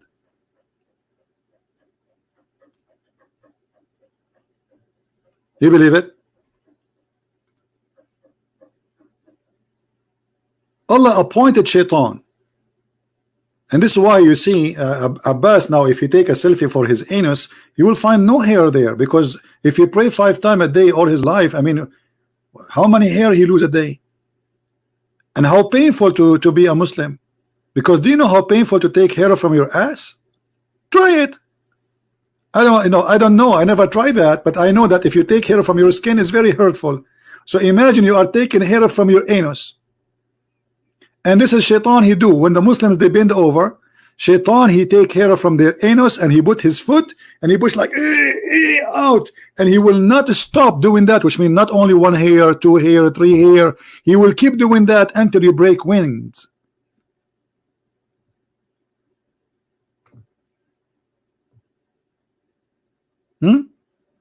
This is Islam. This is Islam, my friend. Sadly, we cannot find those things in English, you know.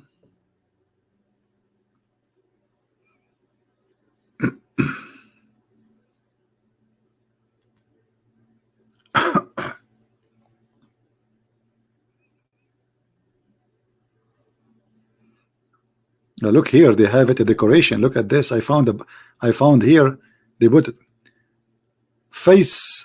قل أرأيتم أن أتاكم الشيطان بغتة أو جهرة blah blah blah blah blah blah blah blah blah blah blah blah. What is that? This is a chapter. It's called the chapter of the anus. We cannot find this in the Quran.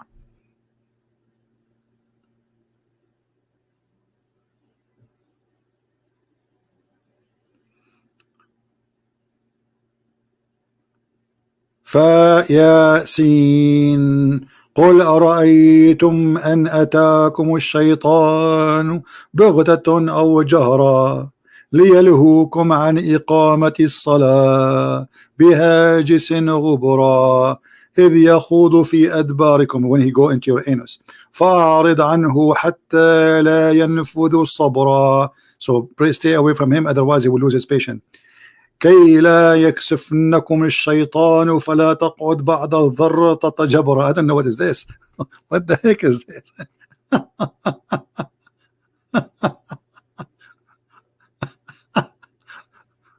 What a joke. So shaitan will take it from your anus here, and he will not stop until you fart. Do you remember the video, guys? Do you remember the video of the sheikh who is teaching Muslims in YouTube that when you go in the bathroom, the Prophet of Allah, he says you have to make a prayer, otherwise shaitan, he will enter into your anus? Do you remember that? You know, it's hard to believe, but this is what they believe.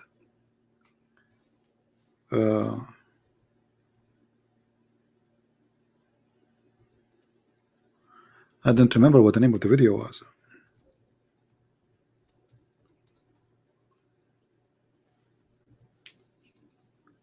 Here we go. This is the video. You can search for this video here. I'm not going to play it. Islam, Satan farts. The guy in the video, or you can maybe you find the original video. I don't know. I don't remember what was the original video was about Satan farting. But it's not really about Satan farting. It's about Shaitan fart, and about Shaitan, he will go inside your anus and he will block it. Find the original video. If somebody have it, you can post it later in the comment. And actually Muhammad, he said clearly that Shaitan, each time he hear the prayer of the Muslims, he start farting. You see the Muslim trying to convince us of science and the Quran, etc.,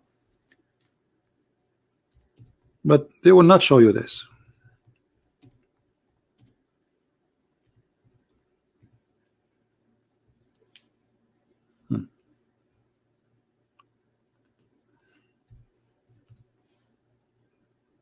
Read. When Satan he hear the calls of the prayer, Allahu Akbar, Allah, he turn back and break winds. You know, if you think about it, like Abbas, he was talking about this, it does not make sense, that's not logical. The guy, he ate the poison and he died for years after. But this is makes sense for Abbas. This makes sense. I mean, isn't it obvious? You go around the Kaaba, it smells so bad. This is why you see two soldiers there. They have perfume and they keep spraying. They have a spray in their hand, the one they use in the bathroom. Because Shaitan is all over. He's pissing there. I mean, he's farting.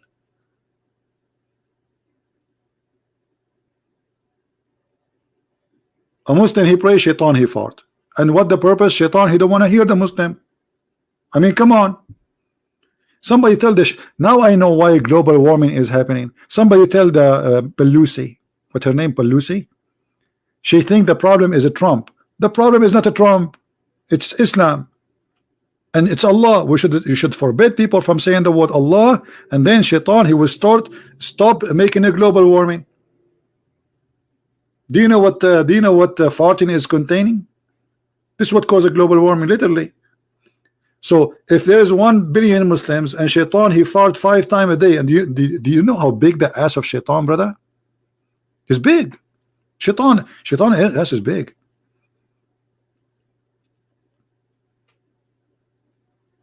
This is illogical. I mean, this is all the logic there. I mean, this is Allah and this is the religion. This is Islam in two words. This man, the one they call him prophet, he's not qualified to teach one-year-old baby. Imagine you go to a university and the professor, in the same first day you meet him, he said to you, when you mention the name of etc., Shaitan fart.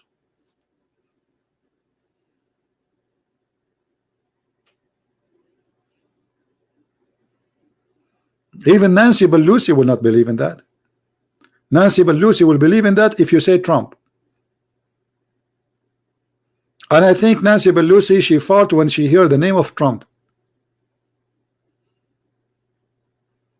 She lose control of his stomach and her belly. What is this? This is God, this is religion. Who want to convert to such a madness? The sun set in the murky water. The stars are shot. They shoot a human being if you try to go out of the earth. You know, and suddenly Abbas, according to Abbas, Allah, he gave a permission to the American, and the funny, Allah gave a permission to the American and to the Russian to go to the space, but not to the Muslims.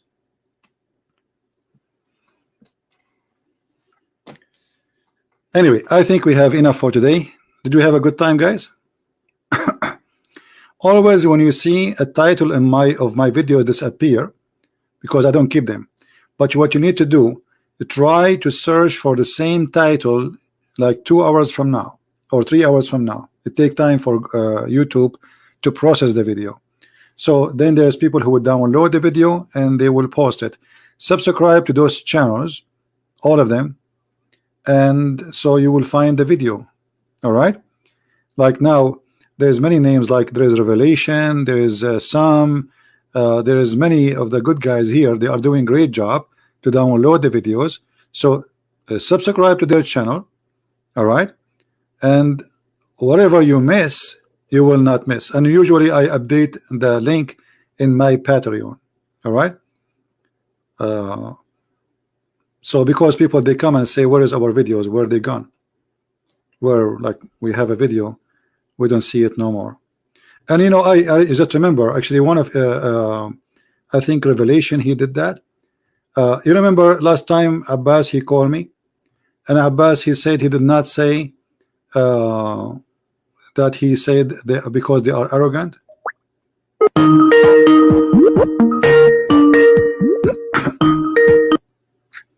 Peace be to you, brother. Yes, Abbas, I'm scared of you. Yeah, well, you block me all the time. No, because you're a kid. You're a kid. Aren't you the last time the one who said to me? Hold on. Aren't you the one last time who said to me that the Prophet says don't say peace to those who are arrogant in Islam, against Islam? Yes or no? I don't know. I never said that. I never said that. Did you hear it? I never said that. To make it short, I'm not going to play the whole video. Then the one who made this video, he looked for the older conversation between me and Abbas, and this is what Abbas said. Let us see. Yeah, two series I read. In the two series, okay, is this people come from, I think. All right. Okay, what those people did? Did they throw rocks at your prophet? What they did? They came. They were leaders. Even there were two brothers. What they did? And what they did? What they did? Back. One of them came back. He decided to become a Muslim. Okay. And so what? So did they do any harm to your prophet? Well, they were arrogant, and arrogance is. So if you are okay. They were arrogant, but he just said to me, I did not say that. This is what this guy, this is why I say he's a kid. He says something, after 2 minutes he said, I did not say that. Abbas wanna call? Okay, let's take Abbas.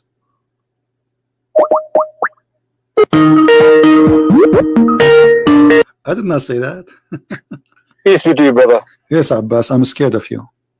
Yeah, well, you block me all the time. No, because you're a kid. You're a kid. Aren't you the last time the one who said to me? Hold on. Aren't you the one last time who said to me that the Prophet says don't say peace to those who are arrogant in Islam, against Islam? Yes or no? I didn't. I never said that. You never. I never said that. I never said that. Oh boy. Somebody wanna call me? Well, how I can find his name? Yeah, he have to give me his ID, not just a name, because in Skype, my friend, there's tons of people have the same name. You know, do you know how many hundreds of millions use Skype? So how you will know which one?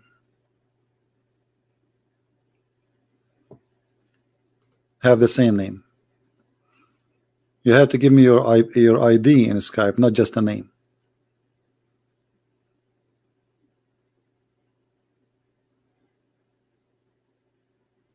I searched for the name. I found 3. At least, actually, you know what 3? You click at more, you see more and more and more. Like, look how many. Man, there's hundreds with the same name.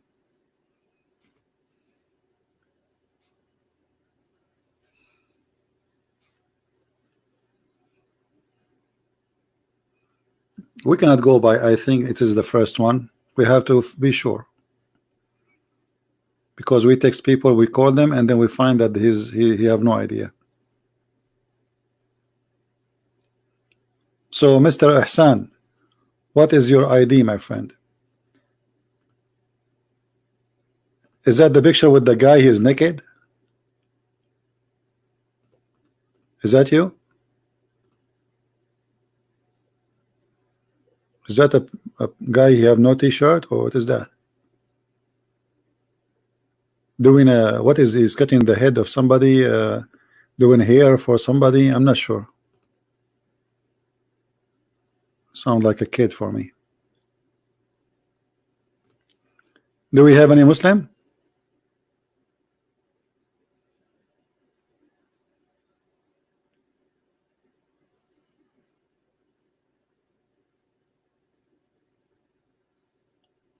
Any Muslim here?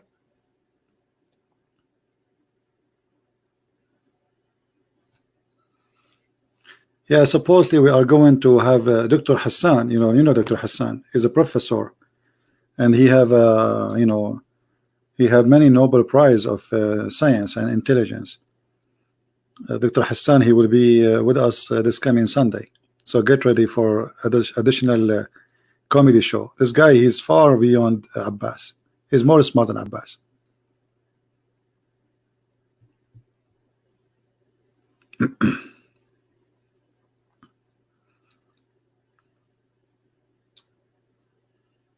Yeah, but Nobel Prize is, you know, Nobel Prize is something, maybe it used to be real before, but these days all those things are political. Like all days, there's people who really deserve to have such a prize, but then by time this became political. Like Obama have one. You believe it? Obama have Nobel Prize for what? What exactly he did? So this is garbage anyway.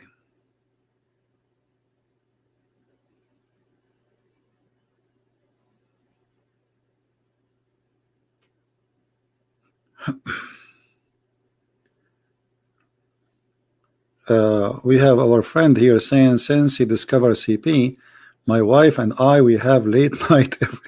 So are you going to blame late sleeping because of me now? Here we go.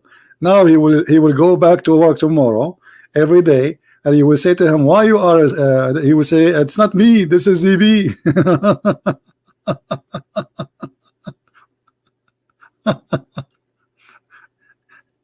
You know, once a lady, actually it was a guy named in Paltalk. I used to open a chat room in Paltalk, and then I got a PM from this guy, PM me in private message, saying to me, because of you we are going to divorce.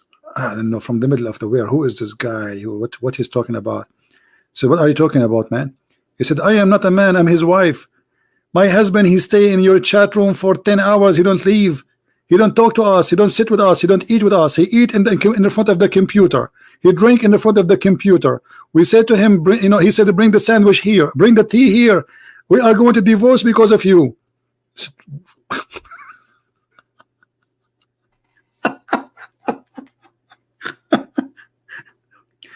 So anyway, I told her, okay, later I will speak to your. So I spoke to him. I said, listen, you are allowed every day, maximum of 2 hours to be in my chat room. After that, I will bounce you.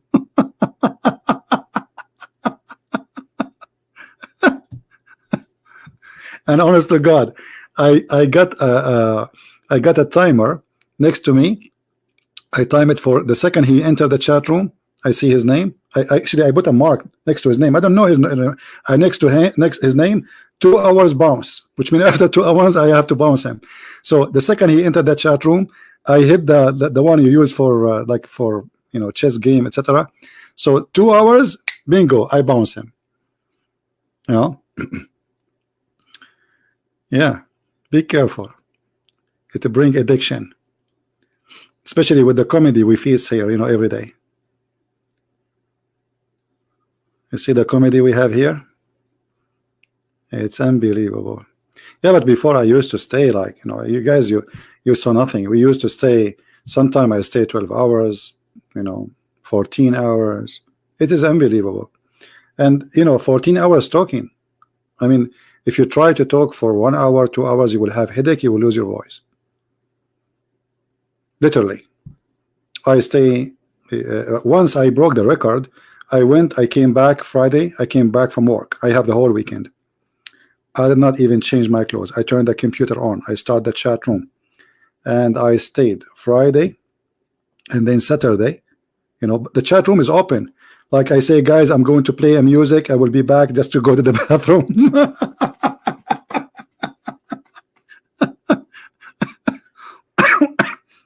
People go to sleep. They come back, still a Christian Prince debating Muslims.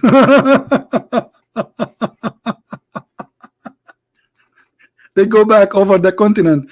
People, they are in Japan. People, they are in Malaysia. They are people come because they have different time. Some people have night. Some people have day. It doesn't matter. You come to chat room. It's open, and it's only. I have admins who help me. Like hold the mic for a second. I have to go to the bathroom or etc. or make a sandwich, but non-stop. Anyway. And we did really a lot of work, and a lot of Muslims left Islam in Paltalk. And actually, the one who brought me to Paltalk, it was the Muslims. The Muslims, they challenged me to come to Paltalk. If you are a man, come to Paltalk. So I said, okay, I'm the man. The reason I wrote books, it was the Muslims. They said to me, if you are so much knowledgeable about Islam, how come we never heard that you have a book? So I said, okay, let's have a book. The Muslims is the one who said to me, I will challenge you to make a video on YouTube. I said, okay, let us make YouTube.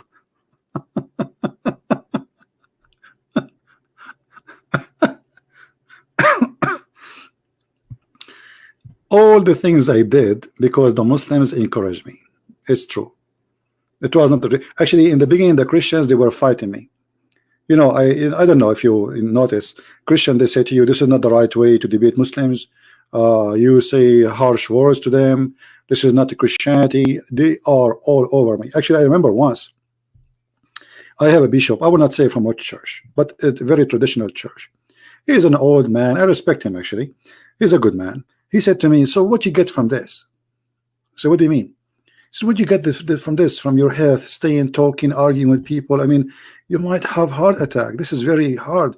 What you will get from this? I said, a lot of people left Islam and accept Jesus. Actually, no, I said that to him. No, hold on. He said, what you get from this? So I said to him, what do you think? He said, you will damage your health, and etc., etc. I said to him, okay, how many people they come to Christ by your work from the Muslim belief? He said none. I said, ask me the same question. You are a bishop and you are 70 years old, and you did not bring one Muslim to Christianity, and you are, instead of encouraging me to do more, he is discouraging me, saying to me, what you will get from this? You see how the Christians sometimes they try to discourage you without noticing. You see, if a Muslim doing that, you know, bringing people to Islam, Muslim, they will support him, they will, yeah, good brother, etc. A Christian, mostly they go against you, because they will say to you, oh, you are not, you're being nice to the Muslims, you are not being, what nice? What do you mean nice? Jesus, he said to the liars, the hypocrite, the sons of the snakes. Yes, he did. What nice? Jesus, he flipped tables in the temple. He said to them, you made the house of my father a bazaar. So they want only specific kind of a Christianity. They want to only adopt only one thing. But Christ always was a truthful. He never was hypocrite. When somebody is hypocrite, he says to him, you are a hypocrite. If you are your father, you do the work of your father. Right? So, yeah, Maria, your ID, please. Maria, are you a Muslim? Maria? If you are a Maria, if you are a Muslim, give me your ID. I will contact you, no problem. Which should we read except your books to study Islam? Well, my books make it a lot easier for you, because to study Islam, it's endless books. And if you study Islam from Muslim books, you will never study anything unless you know Arabic and you are very, let us say, I don't want to say people are not sharp, but people, they do not know really how to study such a complicated topic. So you need somebody who can connect the dots after reading a lot about Islam, so he can put the information together to get the image. And that is not really easy. Especially you are reading from a translation, because all Islamic translation is false. Not even a single one is not false. You see the translation in front of us, it's false. Quran translation is false. You cannot find one accurate translation.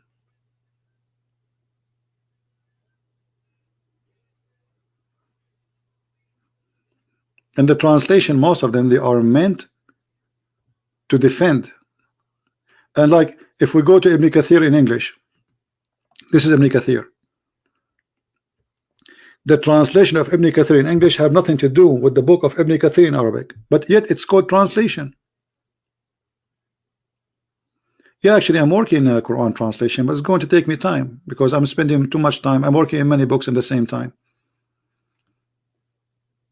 Right now, I'm working a book. It's called Allah Justice.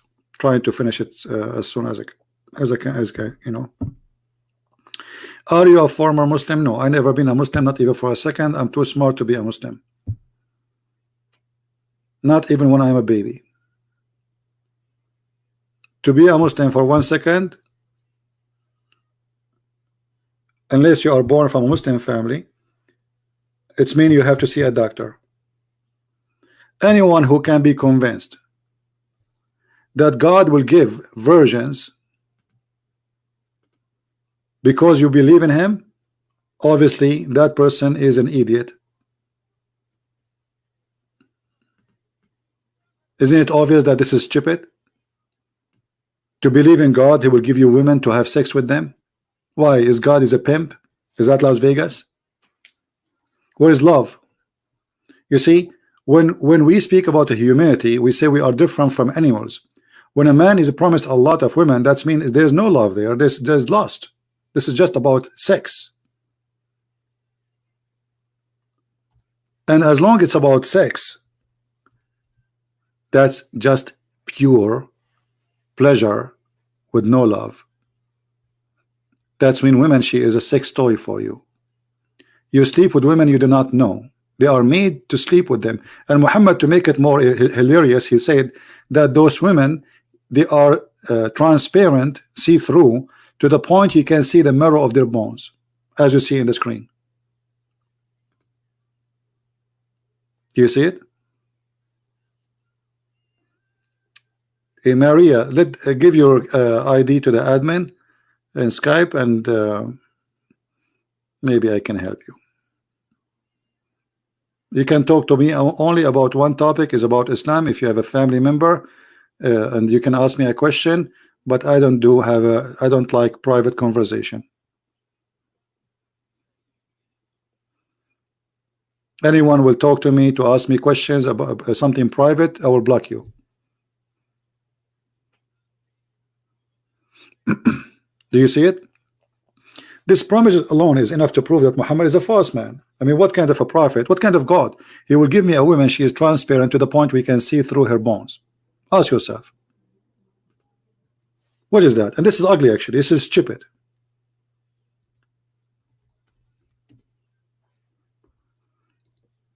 Imagine I come to you and I have an image in my hand, and I say, if you believe in me, I will give you this kind of woman. And what kind of woman you will give me? Let me show you what kind of woman, brother. Yeah, okay, show me. What? Here we go. This is the woman I will give you. A brother. This is even disgusting. This is stupid. But because Muhammad, he knew the Arab, they are possessed with white women, so he exaggerate about how white they are. They are so white to the point you can see the marrow of their bones. But that is disgusting. This is not something beautiful. You know what I mean? I don't know how many of you will convert to Islam now after you see this. Look at this position. Unbelievable. Oh, look at this one. I'm getting sweaty now. It's not good to be single these days. Oh boy. I think I'm going to replace it because I feel like converting to Islam now. This is too. Look at this one. Oh boy. Oh man. Oh. It's winter. It's cold here, but it's getting really, really hot. This is what the prophet he promised. This is exactly what the prophet he promised. Read it. Read it. Read it. I'm not making things up. This is exactly what he said. He said they are transparent. You can see the marrow of their bones. I'm not making things up. This is a prophet of God. Those Huris, they are so beautiful. And okay, what makes them beautiful? They are so beautiful to the point they are transparent. You can see the marrow of their bones of their legs. You have to be really crazy to believe in such a cult. You have to be a person who suffers from mental illness.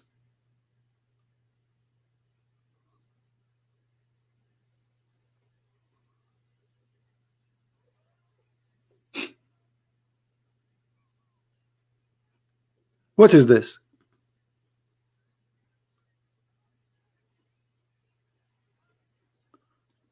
Furqan al-Haq. Yeah, al-Furqan, yeah.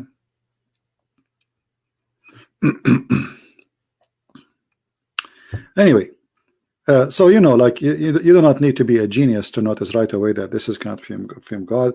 Additional to that, the stupidity. I mean, all of this is stupidity. Fairy tales, fictions the prophet was bewitched by black magic. Somebody take care of from his and he control him. The prophet marrying a 6 years old girl. You know, the prophet saying crazy stuff that if the women have orgasm first, the baby will be a girl, and he will look like the mother. If the man have orgasm first, the baby will be a boy. The sperm of the man coming from the backbone, the women have a sperm coming from the top of her ribs. I mean, this is crazy. You do not need to be I mean, you do not need a Christian prince to confess, to prove to you that. This is easy to see how stupid this cult is. And look here, you know, you will have 80,000 little child in the heaven of Allah.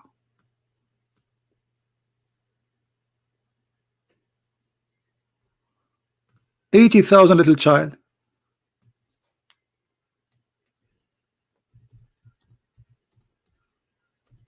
Child abuse like the prophet who marry a child.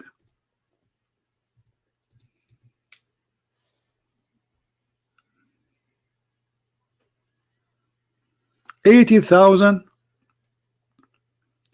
Who in the world want to believe in such a garbage? That somebody, because he prayed to God, God will abuse 80,000 human beings, and they are children's, to make him happy. What the happiness in that? To have 80,000 in my palace, and they are children's.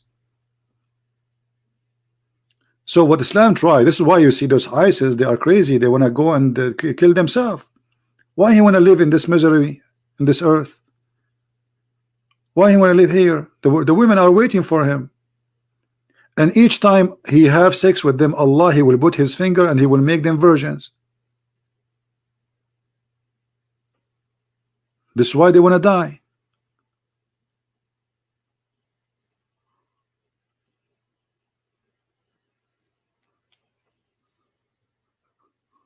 All right.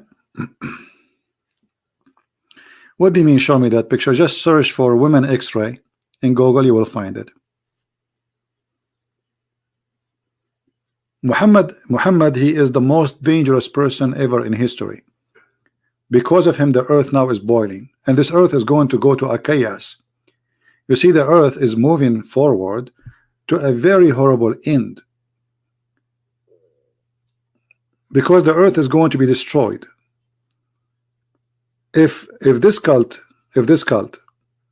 stay believing in violence and stay believing in what Muhammad he teach, what do you expect about tomorrow? What will happen? Just look around you, open the news. Whatever Islam come, blood come with it. Erdogan is a Muslim attacking the Muslims in Syria. He will not slaughter them with no mercy. Those who they are Christians defending the Muslims. You believe it? Trying to protect the Muslims from Muslims. Because this is how Islam is. The strong eat the small. It's like a fish. The big fish eat the small fish.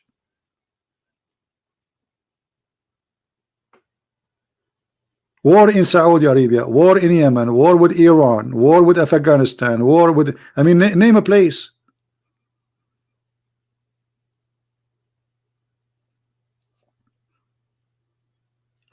Yesterday they arrested someone in France. Some group, they are planning to do the same as 9/11, but in France. The day before it, they arrested a woman. She is from used to be from the Muslim Brotherhood, and she was planning to destroy the biggest church in France. This is how this cult is.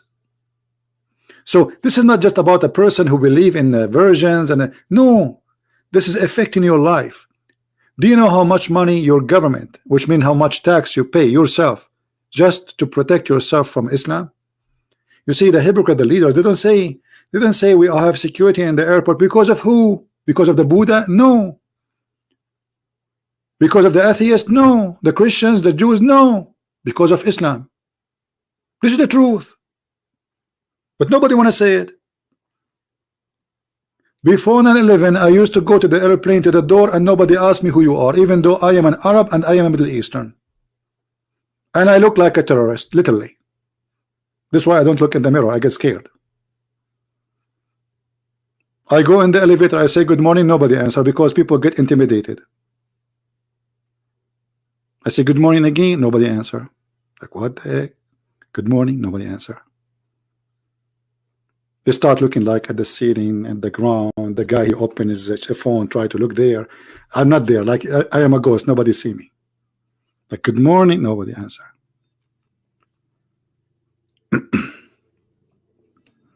So because of this cult, it's affecting your economy, affecting your life. Imagine how many $1 billion we spend just for airport security, which can build the schools, can make your street better, can make your life better. This is from your money. You pay for it. Doesn't matter what country you are from. Go and look a country like Indonesia, very beautiful country, amazing country. Actually, it's one of the most beautiful countries in the world. Look what Islam did to this country.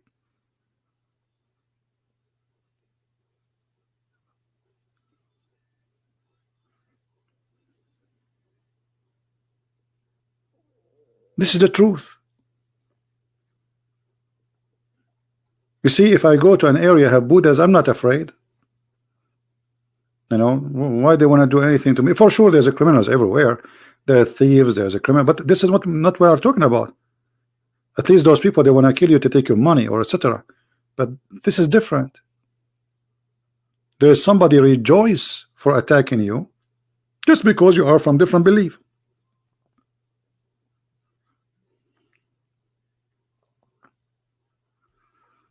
Yeah, look at Iran. Iran used to be the Persian. You know, the Persian one day they used to be the equal empire, equal to the Roman. Very great, huge civilization. And look what happened to Iran today. Women, they are like, and by the way, in Iran, like the appearance that Iran is an Islamic state, but if you go in the street, you will see that people, they don't really care. This is why I say that Iran, I believe Iran is going to have a very great future.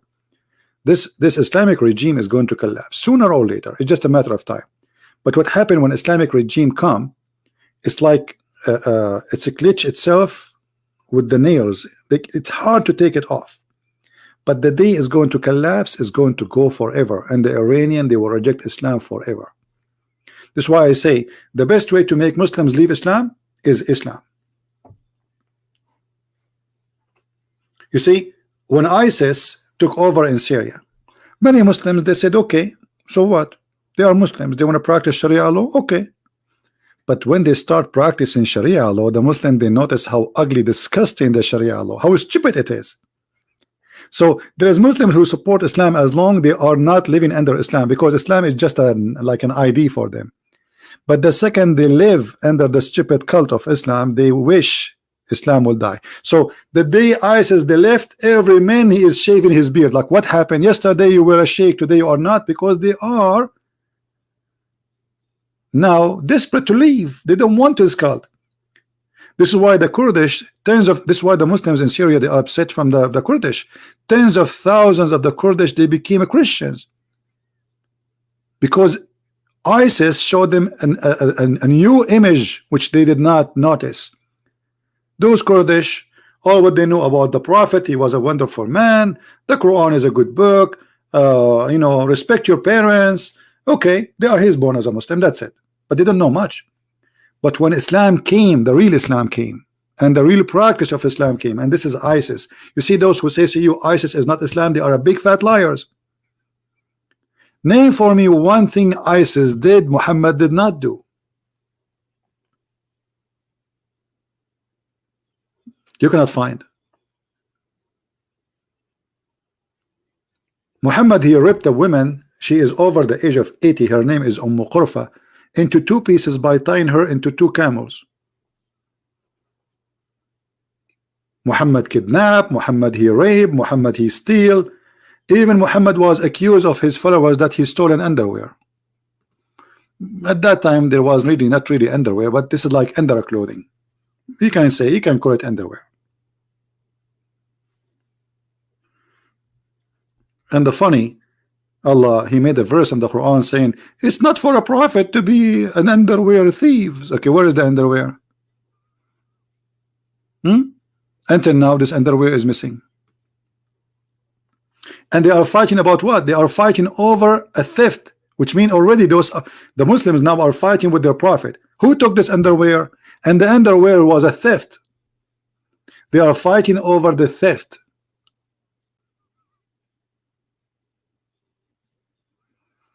It was a red piece of clothing, which all, and the proof that Muhammad he took, you know, when the verse in the Quran came supposedly from Allah, the God of Muhammad, to defend Muhammad that he is not the one who took it, it did not say who took it. Okay, hold on. If Allah is the God and somebody accusing Muhammad that he took the underwear, shouldn't Allah say who is the one who took it?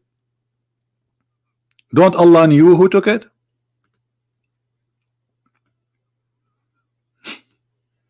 You know what I mean? So either Allah is not God, he do not know who took it, or Muhammad is the one who took it. This is why he could not say it, you know, this is the one who took it.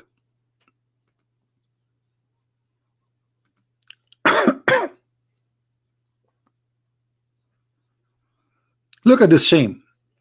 When some red velvet clothing, this is the Muslim words, went missing in the day of Badr, some people began to say the Prophet perhaps took it. I mean, can you believe it? This is the Prophet of God, and what kind of people they are talking about? We have a group of Muslims who they are the best of the Islam. This is the beginning of Islam.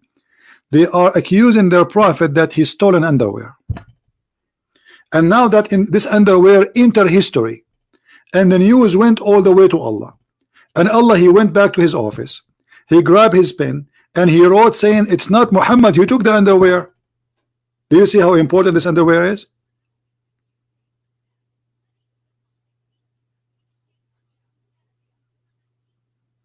Do you see how important it is? To the point Allah is talking about it. And then Allah he says it's not the Prophet who did that. It's not for a prophet to steal. The whole thing is a theft. Secondly, if it is not Muhammad who did it, why Allah don't say to us who? That will be a miracle.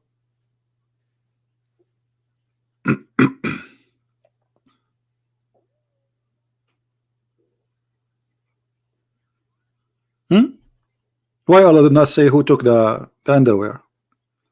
If you go now to the Saudi website of Allah, you will find that there's a picture of a bikini. It says it's missing. Anyone he saw this bikini, it's red, call this number and you will have a great reward.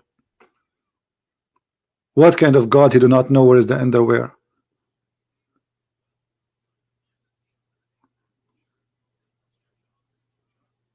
He do not know. It's missing. Yeah, unsolved case. Call Sherlock Holmes, whatever his name. God, he do not know where the underwear. So you know, God saying it is not Muhammad who took the underwear. Why you don't tell him who took it?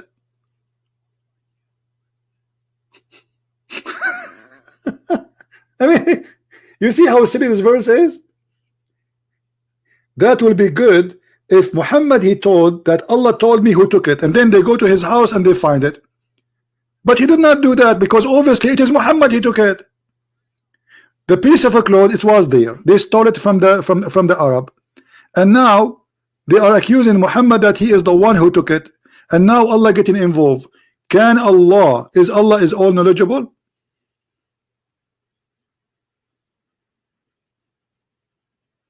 Obviously he is not all knowledgeable.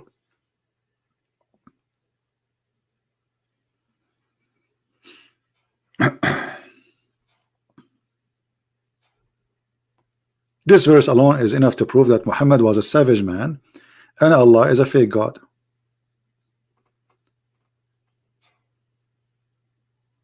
Otherwise Allah should tell us who is the one who took the underwear. If Allah did not want to tell us who took the underwear, he have to explain why. He's a thief. He's against Allah, supposedly. Why Allah is covering for him? Maybe Aisha took it?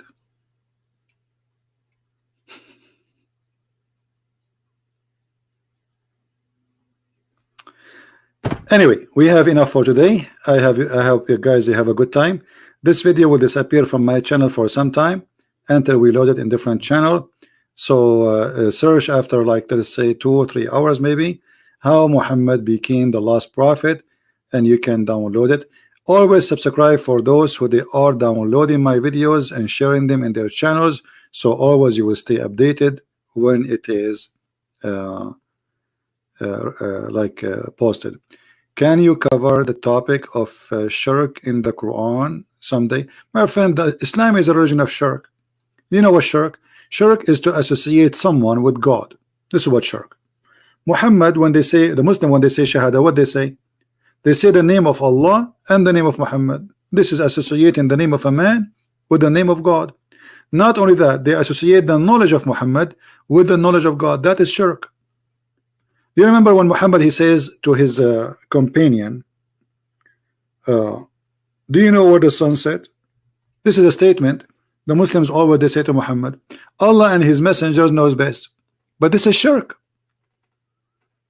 This is associating the knowledge of God with the knowledge of a man. And they are claiming that both of them, they are equal because Allah and his prophet. Not Allah knows best. If Muhammad he learned from Allah, then Muhammad should not accept the Muslims saying Allah and his messengers knows best. He should say no, only Allah knows best. But look, Muhammad he never refused people saying to him Allah and his messengers knows best. All right. Just having two being together is a sentence in isn't it a shirk? No, it is because you're associating the knowledge, the ability of a man with God, and you are witnessing for a man and God in a one sentence when you should only worship only Allah. And let me show you the Jews fixing the stupidity of Muhammad. Let me see if I can find the hadith.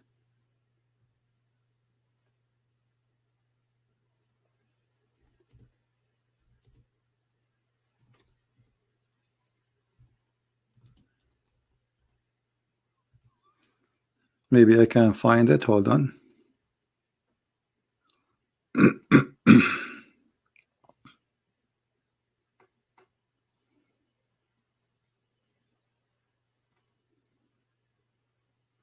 You see, here we go. This is the first one. Look at this. A man is correcting Muhammad. You see, this is the Muslim hadith. Ibn Abbas said, a man, he said to the Prophet, whatever Allah wills and you will, he said, you have put an equal with Allah. You have put a man an equal with Allah. It should be only if Allah will. And not only that, this person is a Jew. Look what the Jew he said to Muhammad. He said to him, you are a mushrikeen. You Muslims are mushrikeen. Read carefully. Listen, Muhammad Qasim. Read Allah. Muhammad Qasim, shall I call you so we can laugh? Do you want me to call you? Huh? It's in the front of you. I want you to read this one. Go ahead. Let me call you. Answer. Let us laugh.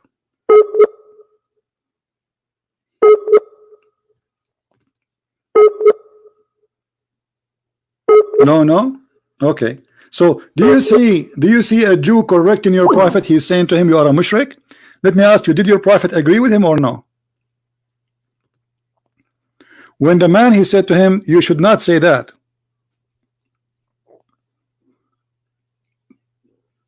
Who is a Muslim when I say? When the Jewish man he said that to Muhammad, that you Muslims, you are committing shirk.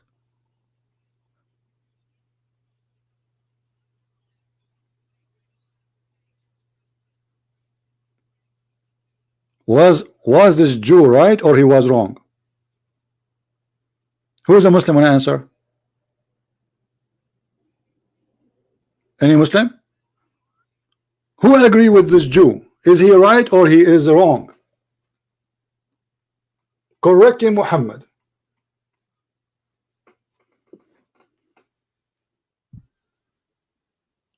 Where is the Muslims? What happened?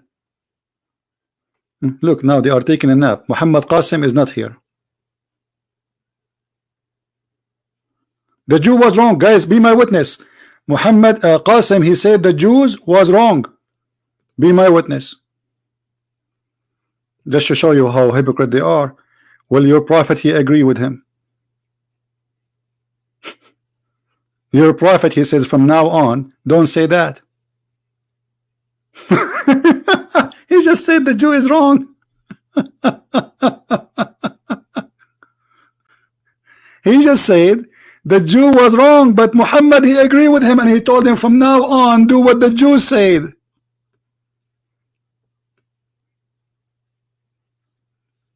Do you see it?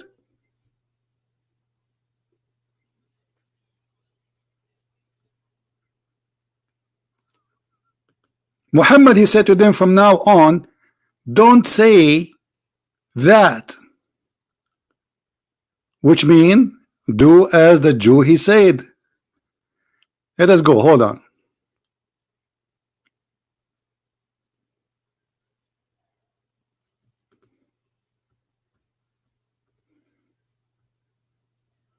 Not only that, actually, let me see if I can find the other hadith where it's more clear. Let us see this one. Yeah, I want the whole story, not part of it. Just wait.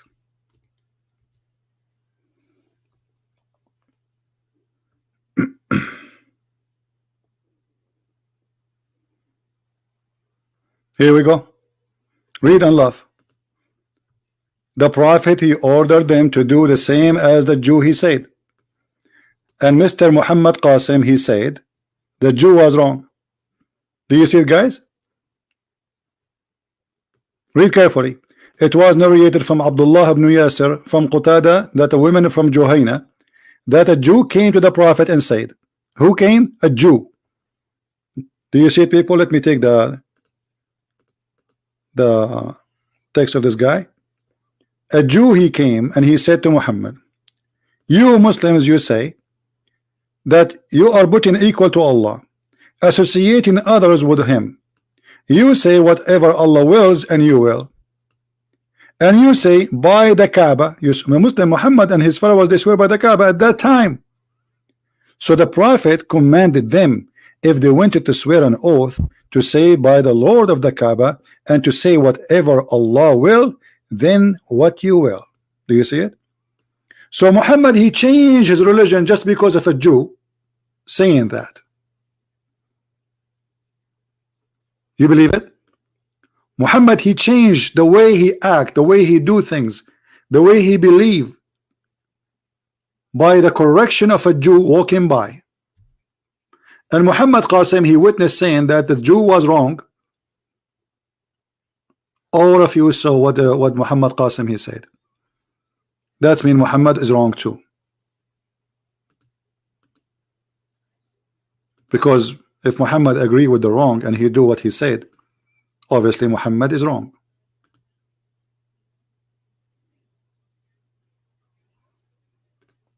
But he will search it and he will get back to me. It's too late, my friend. What to search it? What about you say to me, I will search it before you answer and get back to me. I will search it and get back to you. Now he want to search it. A second ago, the Jew was wrong. The hypocrisy. Hypocrisy. You know, now he want to search it. Brother and sister, I'm going to search it. I'm going to back to you. Because simply I was a fool. And I was giving you an answer which could be correct. And as long the Prophet he agree with the dude, it means the dude was not wrong. Thank you very much.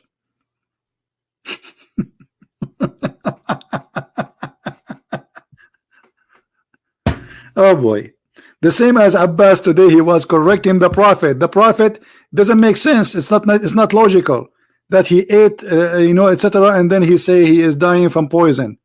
And then after I said to him, so you are saying your Prophet, you have no logic. At the end, you have to say maybe the Hadith have a problem. Mad, stupid cult. Anyway, guys, thank you for being here. I have enough headache for today. I will try to be live on air tomorrow. If not, for sure, it will be Sunday because we have Dr. Hassan. He is going to come to debate me. And you know Dr. Hassan, he's very serious doctor. He's very strong in knowledge. And he will prove to us that Quran is a book of science. So we will have a really very interesting topic tomorrow. Not tomorrow, the day after, in Sunday. And now, usually I say maybe, sometimes I think I'm not going to go live. I want to take a break. But usually I cannot really. I mean, I get tempted to go and beat this cult. So let us see if I can resist until Sunday or not. Don't forget to subscribe and turn your option notification on, and watch my post in Patreon, because I post when I'm going to go live. Or you can subscribe to Instagram if you have an account there.